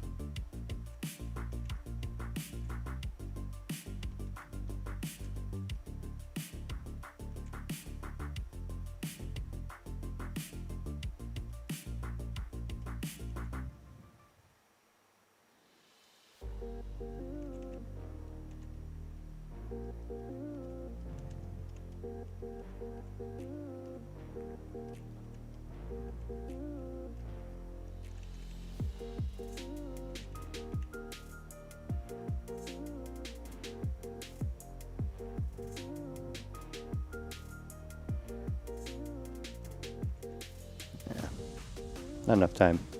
Barbershop. Yeah, this is the, there's a Hulk that has like a super tight haircut. I don't remember what artist it was that drew him like that, but it's definitely fitting my needs right now, so I'll take it.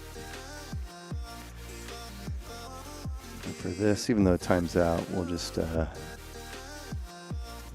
those in, clip those up.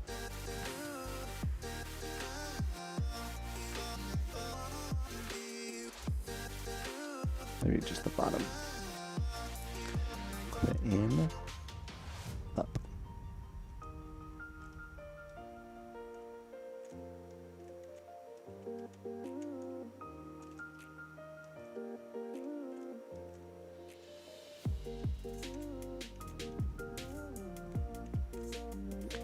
should we put Hulk?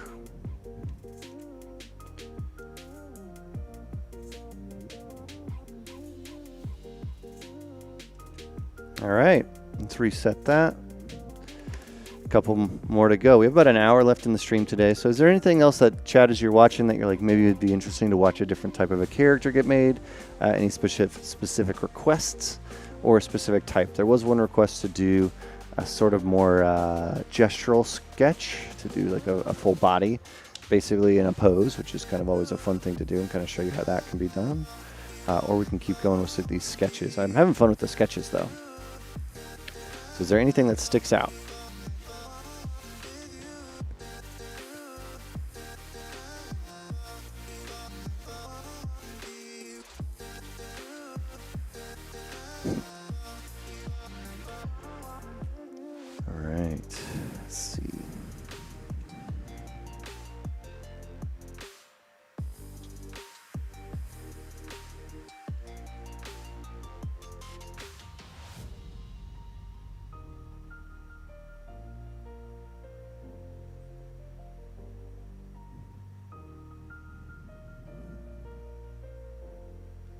Star Wars. Star Wars, Star Wars, Star Wars. Star Wars is a good idea. What should we do from Star Wars?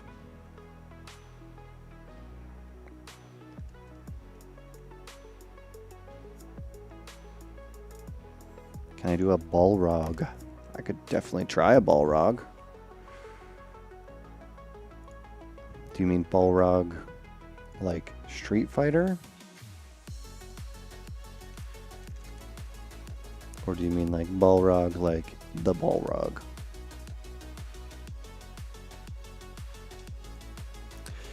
Let's do a Balrog from Lord of the Rings.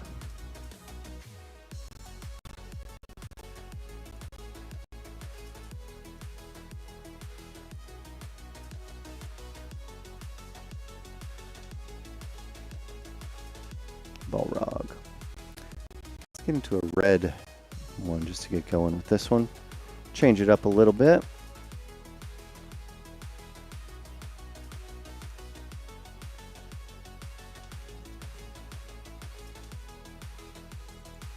Finding some reference here.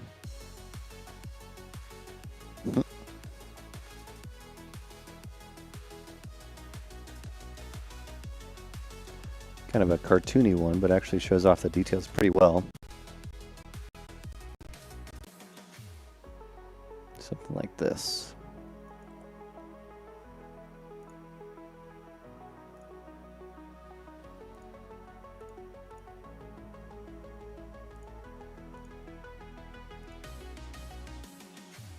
All right, let's get started. So we're doing a Balrog. This is going to be excellent for our old friend, the snake hook brush.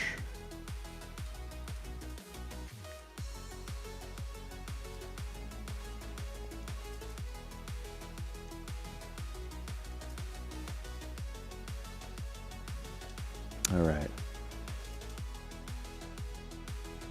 kind of get these horn shapes going.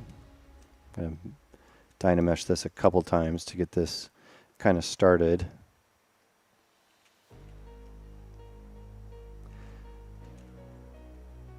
It does break from the green theme, and I'm okay with that. It's not like it's St. Patty's Day or anything. No specific reason we were doing green, we just kind of happened upon it.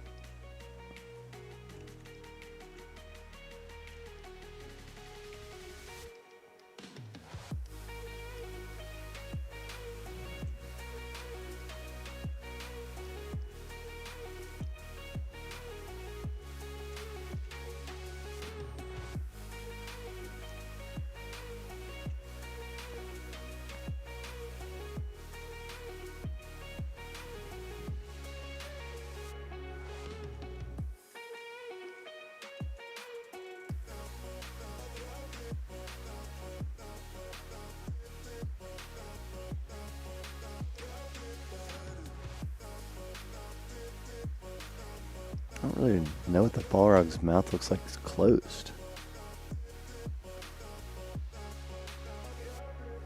What does it look like closed? Does it ever close its mouth? Everything I see with it is its mouth open.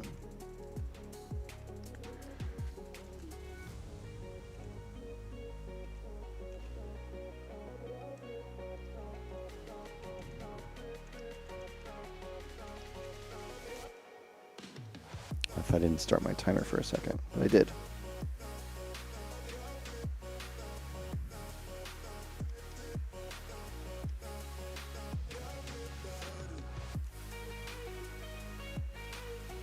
This is a good piece of reference. Really cool shapes in it. Really, really well designed.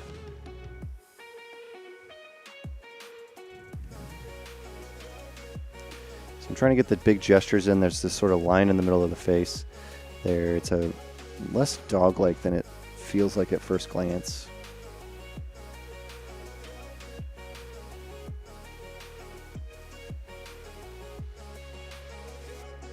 This is going to be a lot of teeth right here. I'm going to, oh, that's the wrong thing. Let's go back to our selection.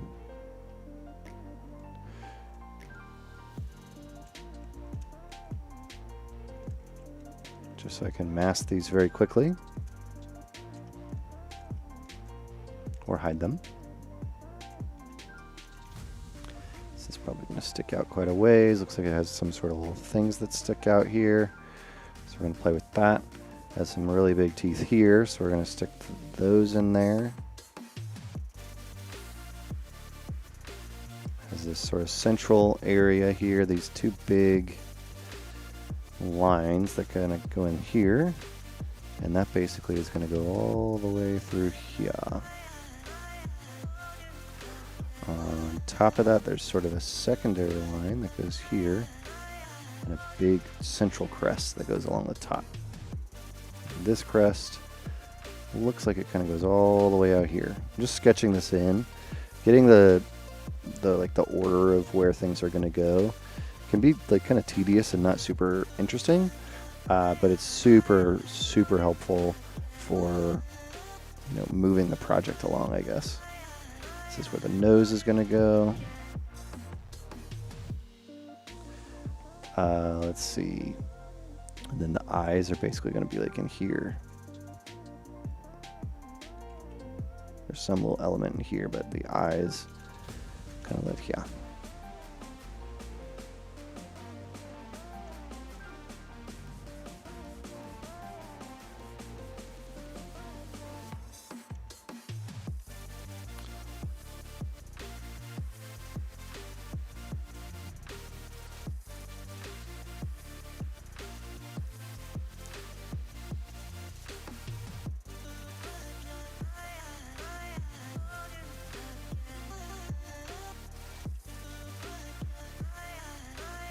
When you were asked for how long you're in the industry, you're curious what my job description is, and when you make the image dark, it's basically a mask. Yes, this is a mask anytime I'm doing this.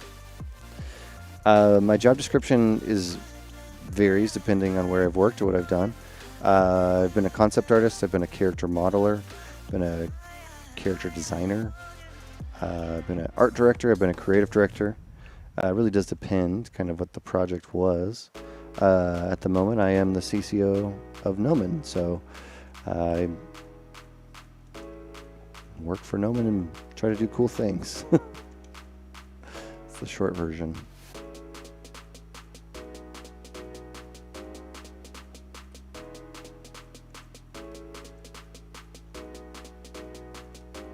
All right, let's start chiseling.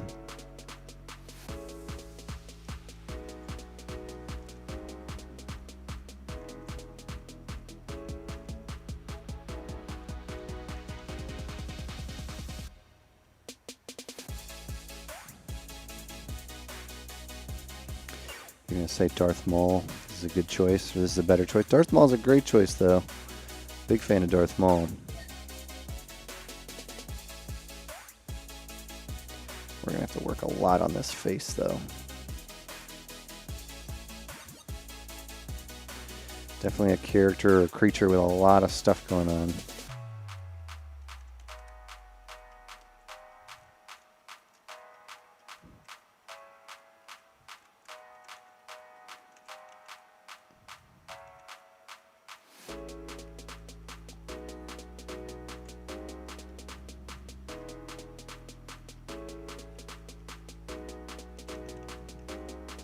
We'll get to the teeth later. Still got a lot to do here.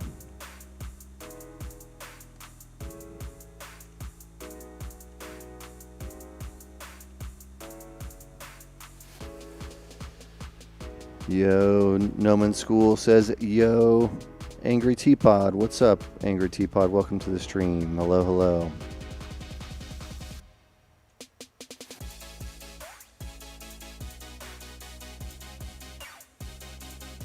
His eyes look terrible. Why are they not working?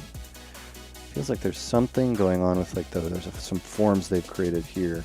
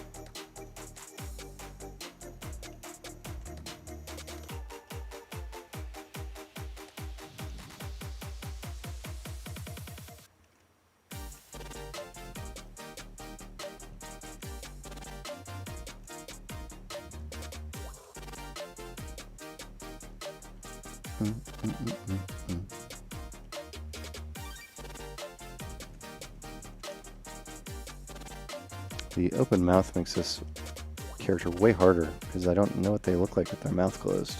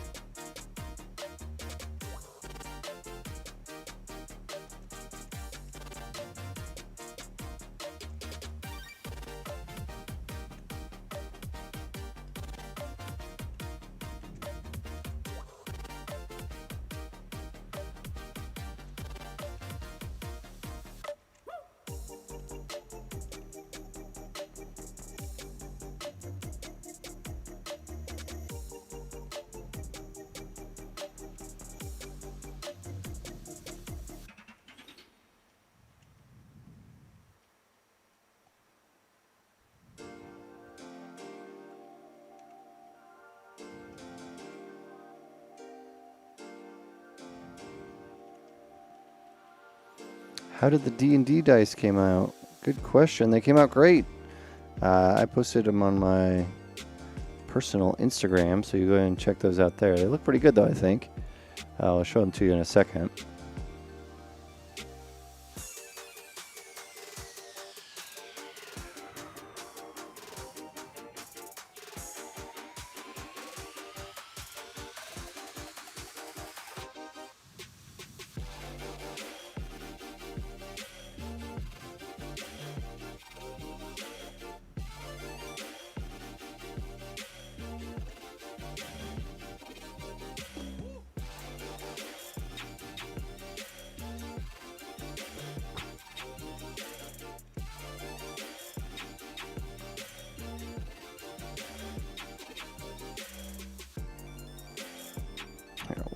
That break after this timer, I'll show them to you. I don't want to break up the project. Trying to stay in flow.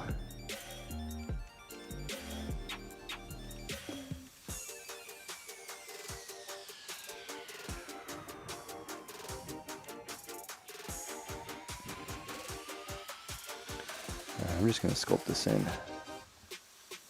whatever it's called, in Sculptors Pro mode here in a sec.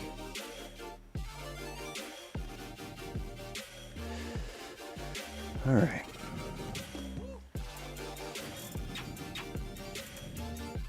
Thank you. Yeah, I think they look awesome. I'm pretty happy with them. I played with them over the weekend, over July 4th, which was fun. And they rolled exceptionally well for me. always nice.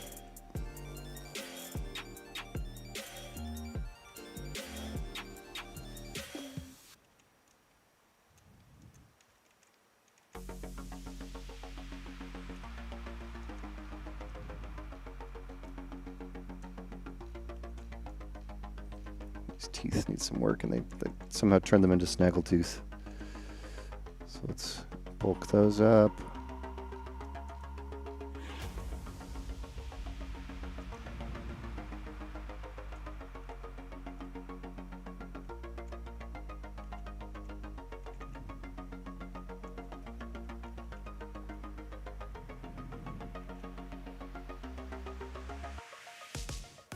There's a lot of the internal rhythms on this character, which are pretty cool. You know, shapes that are leading to other shapes and stuff like that.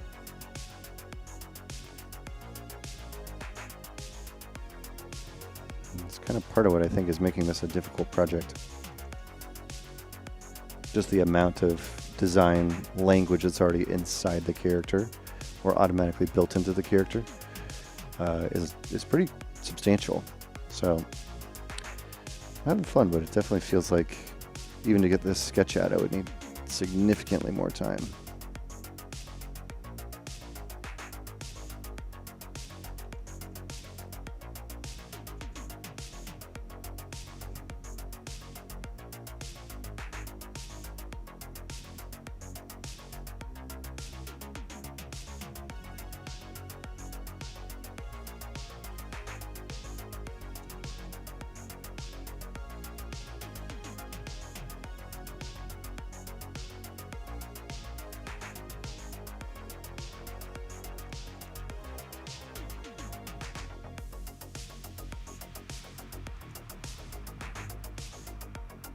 I think from the profile it's not near as strong, but we can get the front maybe to be a little stronger.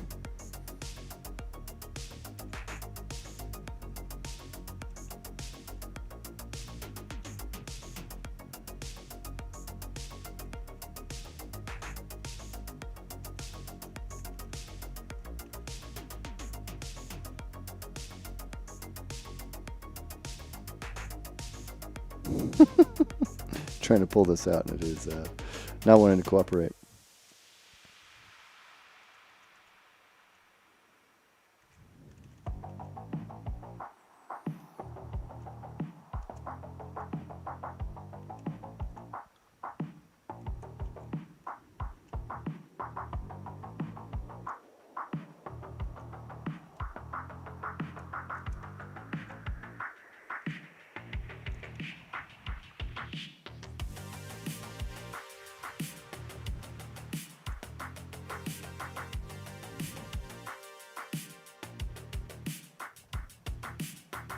Rendering with. Today we're not rendering, we'll just be, we're just sculpting a bunch of characters today, so no rendering today. If I were to render, I would probably just be doing illustrations inside of ZBrush. So rendering passes in ZBrush and then compositing them in Photoshop.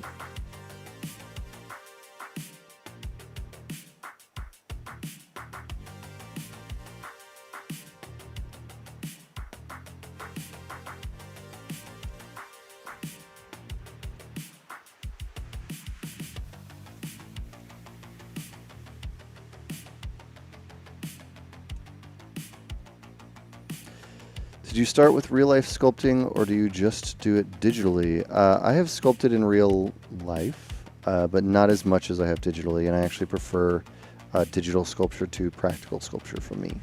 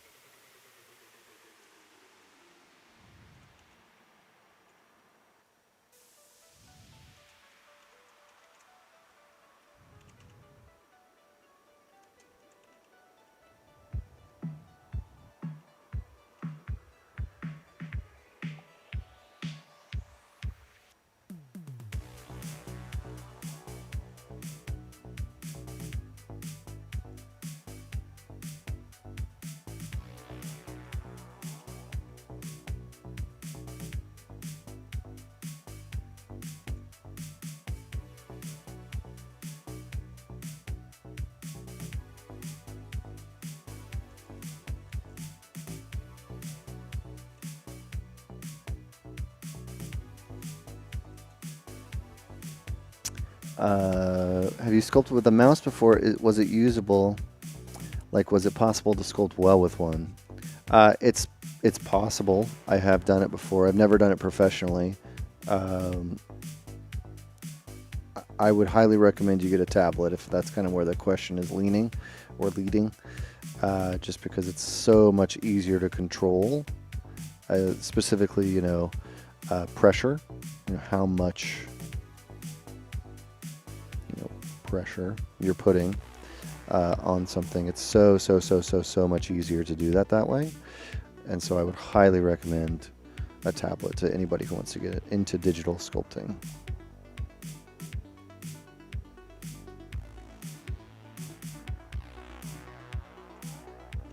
I'm just kind of blocking out some of these bigger shapes, and they kind of start to fall here at a certain point. They just kind of turn into lines, so we'll just kind of give them some lines on this.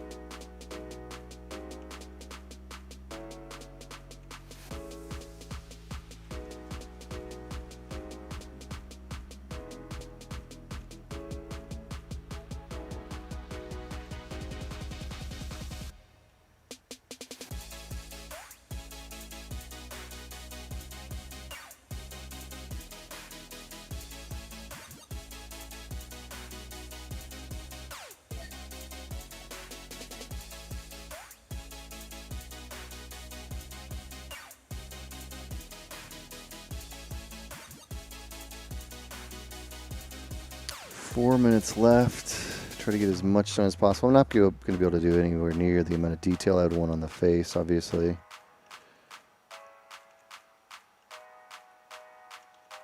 But I think these little silhouette changes here, especially if you switch to something like this, you can really see the difference that makes between, you know, not having those.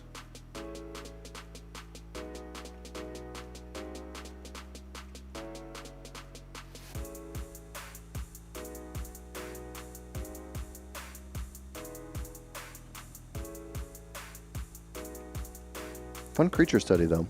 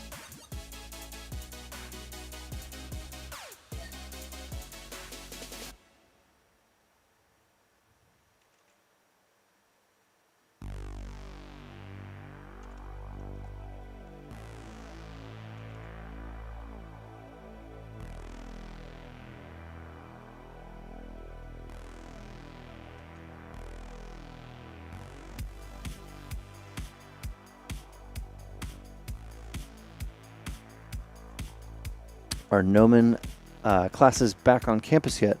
They're not back on campus just yet. We are doing a kind of a soft launch where people can come to campus and view, rent out computers. But the classes themselves for this term, which starts next week, will be online. But the following term, we will have campus back with teaching from campus, from class. So very soon, very soon, we'll be back. which I'm super excited about. Everybody's super excited about.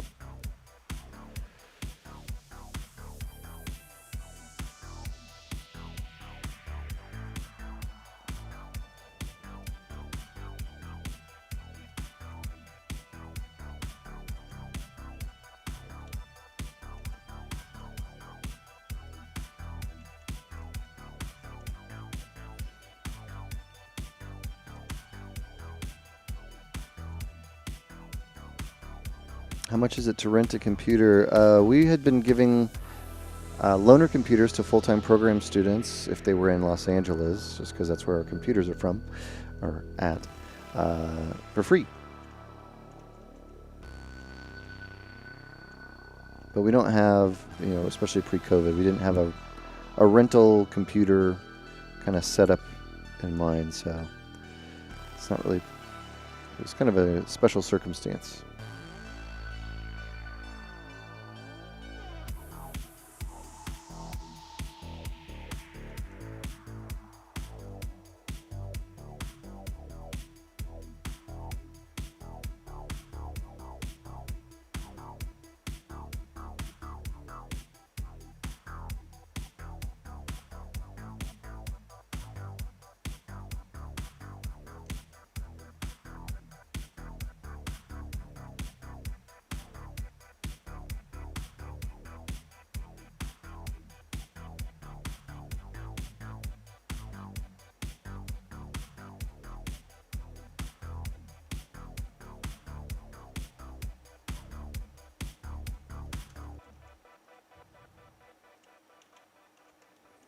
All right, y'all, that's the Balrog.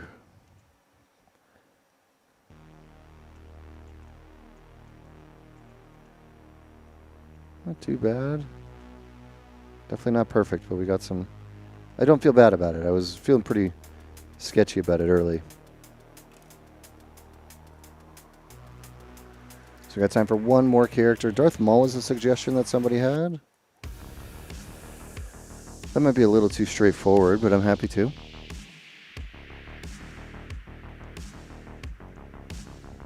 You shall pass. Thank you.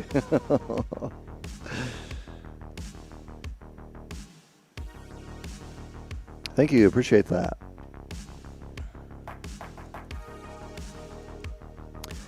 All right, let's pick one more, and we got to do this quick because we don't have a ton more time, but I don't want to go crazy over time. So let's pick something relatively quickly. Assange for female. There was the Darth Maul suggestion from before.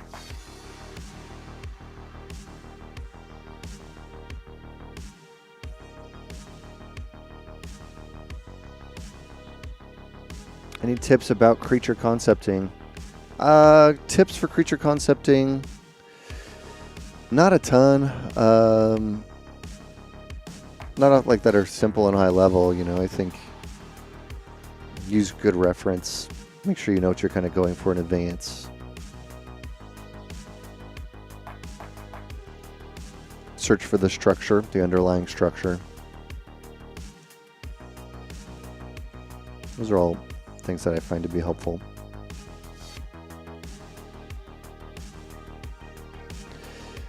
If you're combining animals or mammals or anything like that, don't make it 50-50. Meaning, don't make it here's a classic one. Don't make it an owl and a bear. Make it man-bear-pig. That's a better mix than just two things. Make it 3 things or 4 things. And don't make it a third, a third, a third. Make it 50, 25, 25. Or make it something that's interesting. That's not just equal distribution for creature concepts. That'll help quite a bit. Skeletor. I feel like did we do Skeletor before? I could do a Skeletor. Skeletor's a good choice.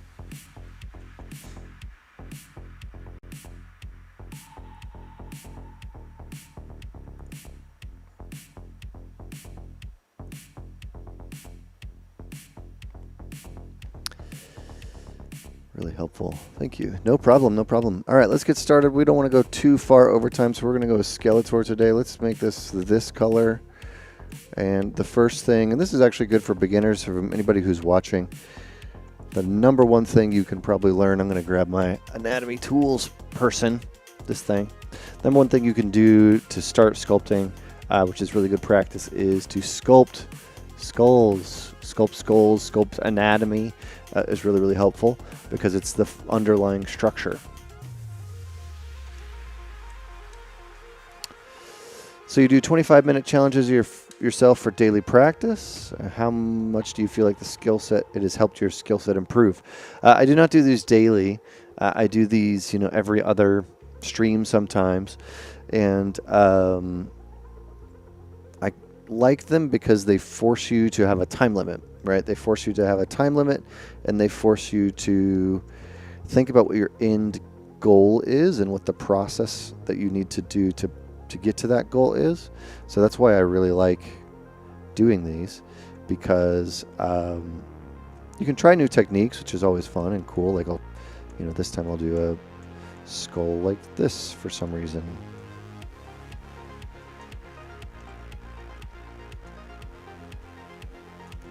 But they force you to think about what your end goal for for your character is, right? So it's what am I doing here is kind of the main question you want to know. Is this symmetrical?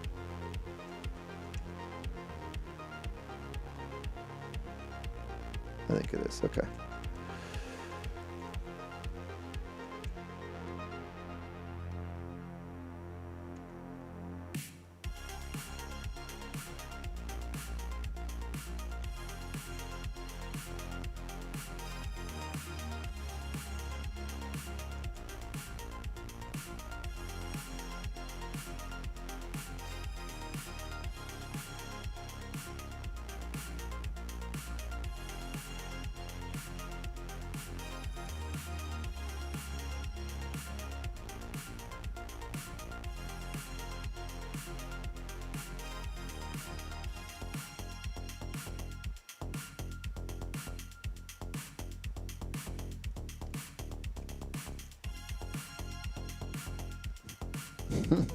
Thank you.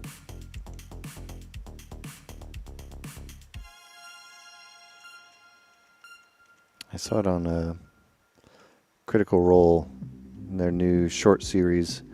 One of their new players was wearing it, and I was like, oh, I need that.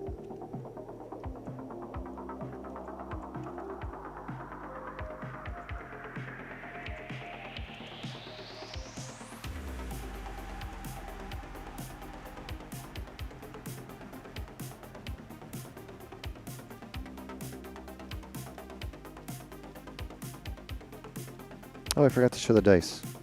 Crap. Sorry.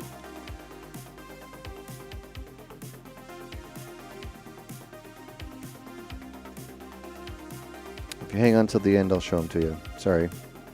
I completely spaced it.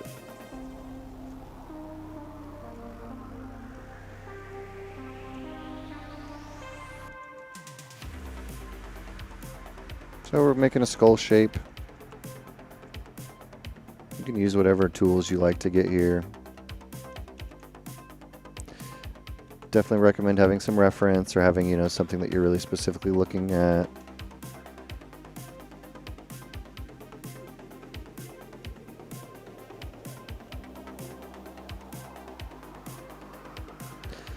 I have found, to answer the previous question before I got sidetracked on something else, I have found that doing these sketches, and doing 25-minute or short timed sketches, does force you to go through the entire process relatively quickly. Whereas a longer form project, even if you go through and completely succeed on a longer form project, it's still a little different, because you're going, let's say it takes you a week, 2 weeks, 3 weeks, 5 weeks, whatever, to do a project. Every time you go through a project, you learn, what it's like to go through that. And so for me, it has helped me get to this kind of a stage, meaning I know that to block out a shape, whether it's, great, pretty decent, meh, okay, depending on the quality. Like I know that what it takes me time-wise now to get to a stage that's kind of presentable. And it's also teaching me things I suck at. Things I suck at and things that I could definitely be better at, and just things that I'm weak on. And so, I know that I'm weak on hair. Everybody that's asked me to do hair, I've definitely balked at that a little bit. I know that I'm weak on females. Like, I'm not as good at sculpting females. Anytime I've attempted to, it's been a little harder. Human likenesses, I'm not as good at. That might be a good test for another stream, is to sculpt human likenesses versus just, fictional characters. So it's giving me a list of things to work on, for sure, which is kind of nice.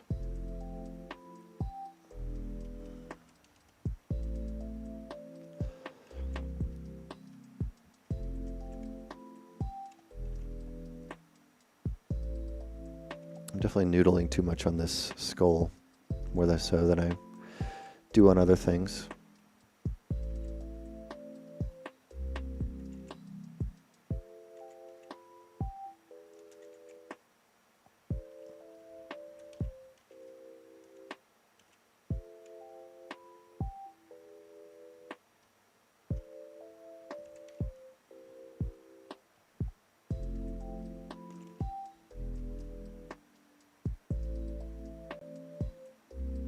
Yeah, the new Netflix for He-Man looks amazing. Mark Hamill's obviously a fantastic choice for the Skeletor voice.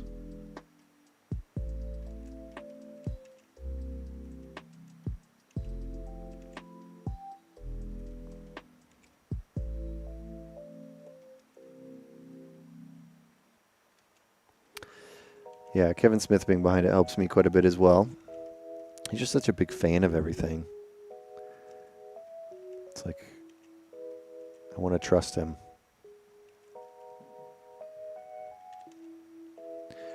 I could probably fit a lot more design time into this skull, and probably will. Obviously doesn't have teeth yet.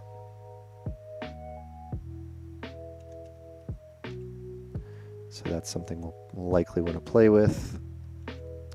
We'll loosen some of these areas.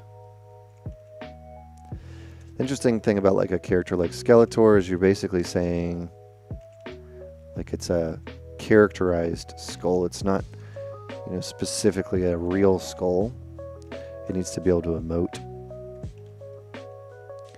So some skulls can, they might have a certain personality to them, just maybe whatever shapes that they have in them. But other times they are, not so good at that. And it's just more anatomical, and that just kind of gets boring. I quite like the one that Sideshow did. This one's pretty cool.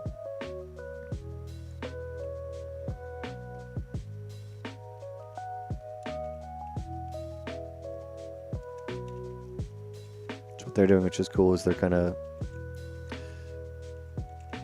I'm going to try to block out teeth here.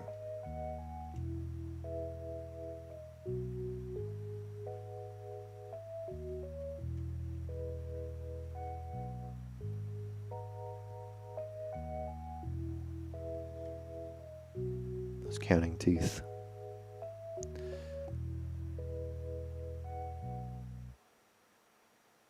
I'm not going to go crazy detailed here, but we'll get something in there. Make it so it doesn't look like there's a lip on top.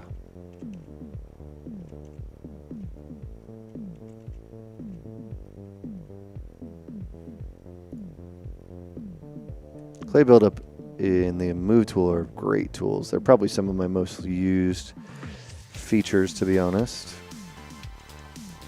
Like this is like just too much jaw or something. I don't know. Something not appealing about this right now.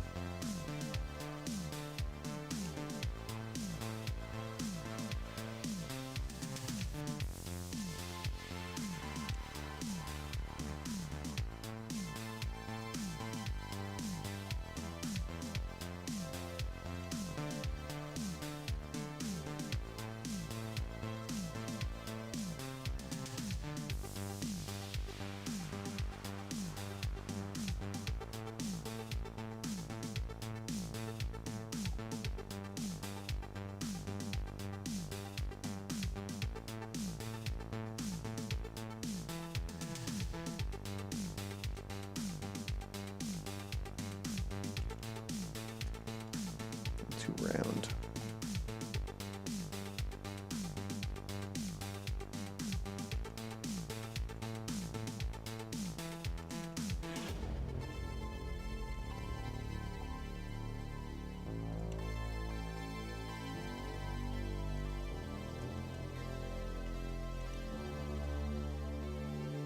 So you kind of start bringing in human, you know, facial features into a skull, which it's not capable of doing.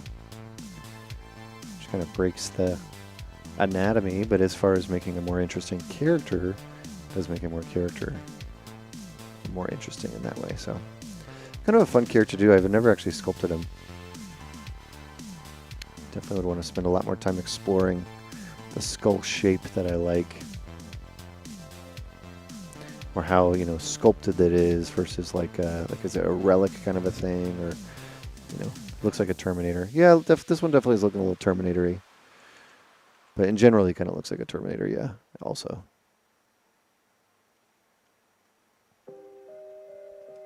Who is the musician? I don't actually know. I'm on a streaming playlist. So it's kind of rotating in and out through a bunch of different ones. Sorry, and it just changed. It is royalty-free on Twitch, though. This is the playlist, in case you're looking.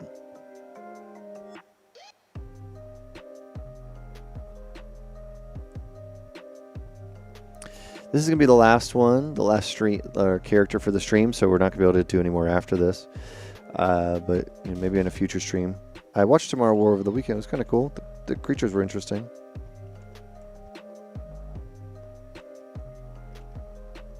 Let's just append a sphere.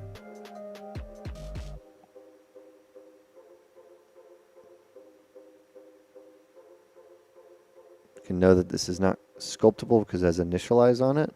So I need to go back into this and hit make poly mesh. See, that's going to separate it. So I need to actually delete this sphere and now append the poly mesh 3D. That means I can sculpt on this.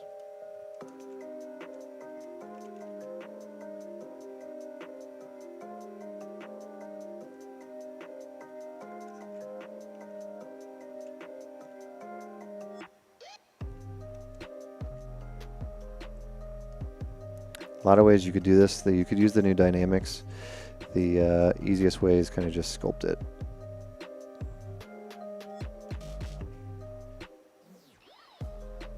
Not the cleanest way. Definitely not how I would do it if, you know, it was going to be a rigged or animated character. But it does work.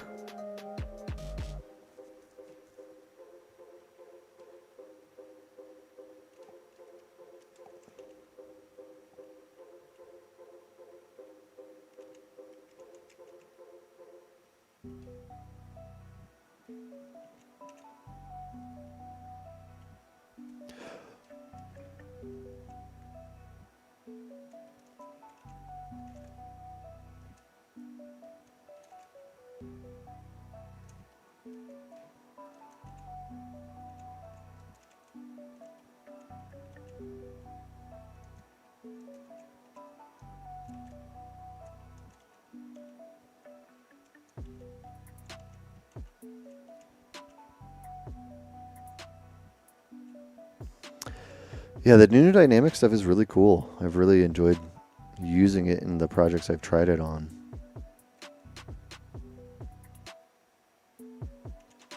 It's just so fast. I think that's what's awesome about it.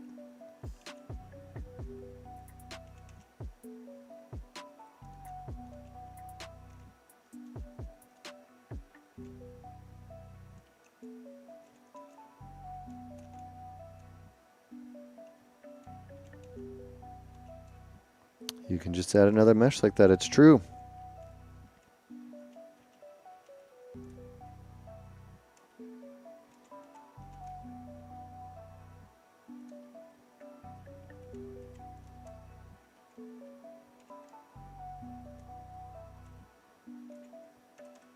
I don't want to spend too much time on making this hood appear somewhat reasonable, but seems like that kind of has to be the case, at least a little bit. whether there's stitching or something on there.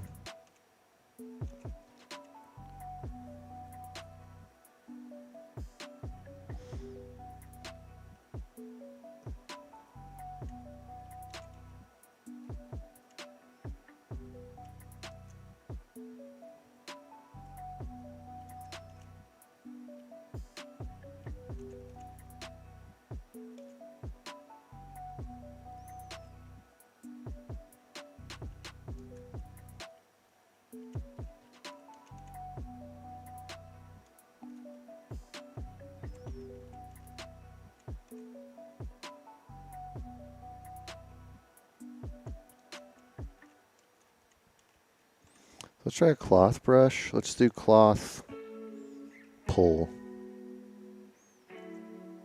So you can see it's impacting itself and other objects. Maybe a little intense. Let's try cloth move.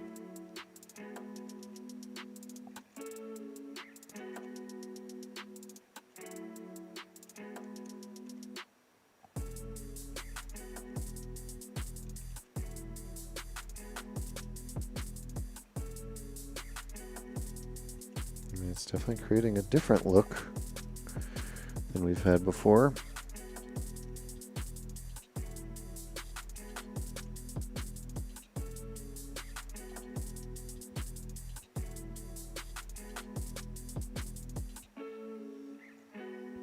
Is it a good look? That's a different question.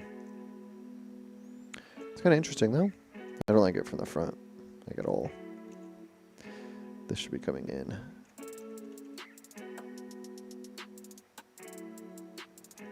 Gonna get into some more traditional Taskmaster looks here. Let's get this neck. Let's just turn on this so that I can basically remesh this really quickly.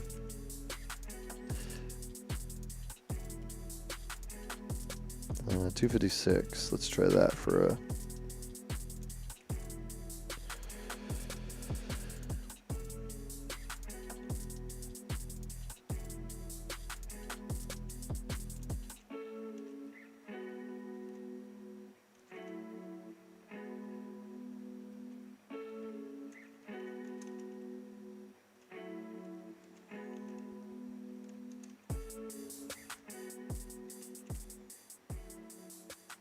So we know this is supposed to be sort of this color, maybe a little saturated, a little bright, sure. And this will say you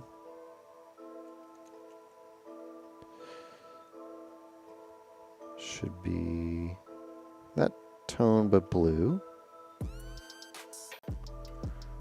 and you can be just like slightly yellow.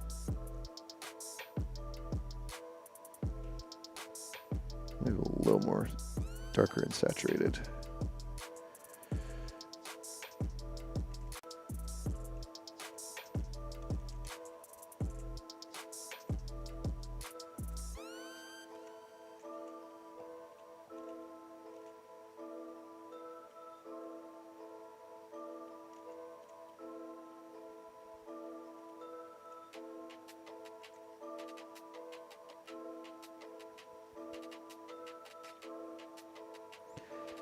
Color is so important. I think it's one of the biggest things I've learned is not to be afraid to jump into color, because it's such a big read.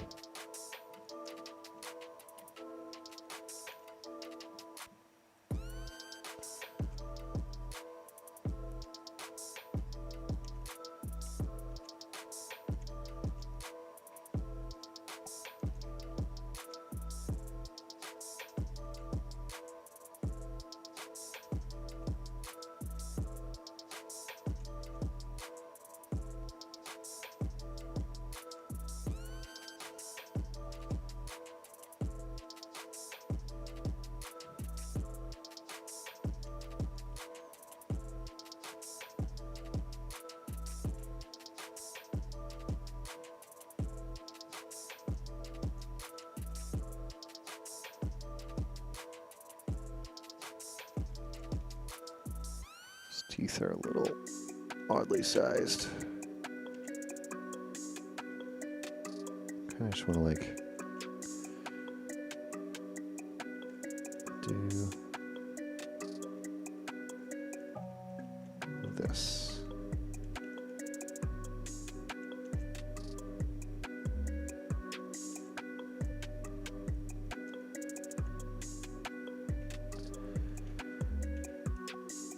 Yeah, adding color is super efficient, man. It just it's a really easy and effective way to see what you're looking at. Like, even though I don't think this hood like looks amazing and even really all that good, but you can kind of tell who the character is much faster. You can get a vibe on things much quicker, and you can tell what you want to push into shadow, what you want to be first reads and second reads. Like, all that happens through color in a lot of ways. Obviously, silhouette's an incredibly important part. I'm not saying it's not, but it's just so... Color's so pivotal to character design, and so if you're ignoring it, I think it's a mistake.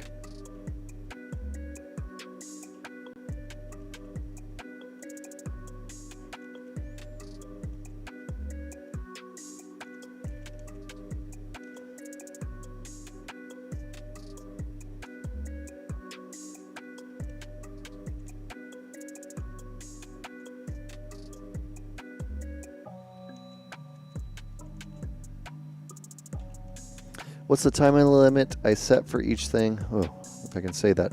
What is the time limit you set for each thing? Good question. It is 25 minutes each, so we are 22 minutes in right now.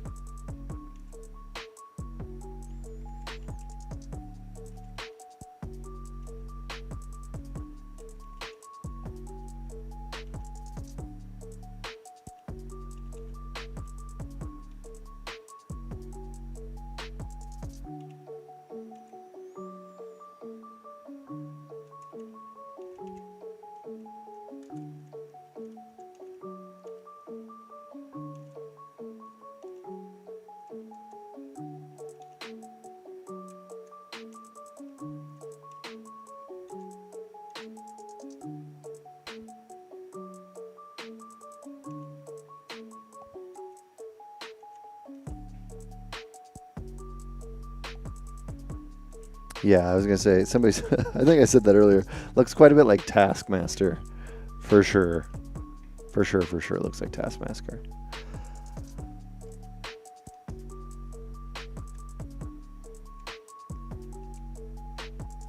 I'm okay with that.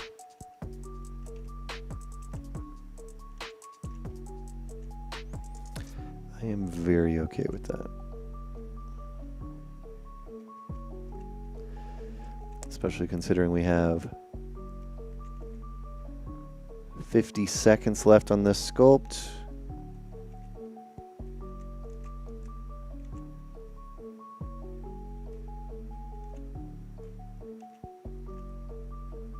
Not too bad for today. Not too bad, everybody. Hopefully you enjoyed it. This is going to be the wrap up for our sculpts today.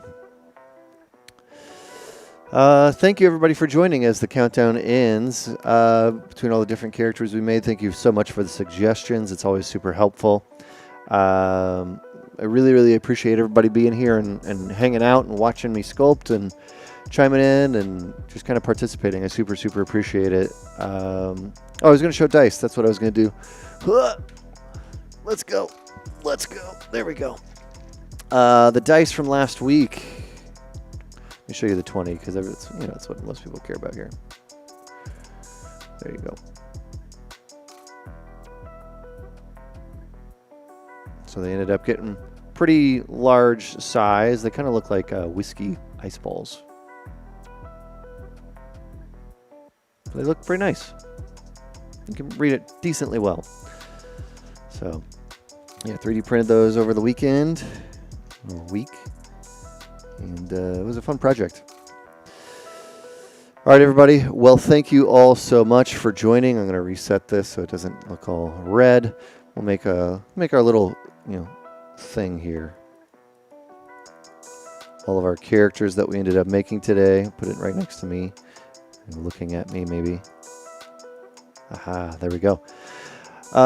Thanks, everybody, for joining. If you got any questions, please join in the next stream. We stream every Wednesday from 2 to 5 Pacific time. So feel free to join in and say hi. And if you got any questions, as always, chime in. If you got any questions about Gnomon, please reach out to one of our admissions advisors. They can help you, guide you through the process. And please like, subscribe, follow, whatever it is on the channel that you're watching. Facebook, YouTube, or Twitch. It helps us quite a bit. And also if you want to get notifications when we stream, because we do all kinds of events. We'll be having some later next week, and I'll be here again, same time, same channel next week. So thank you, everybody. I really appreciate it. Have a wonderful rest of your day, and I'll see you all next week. Bye.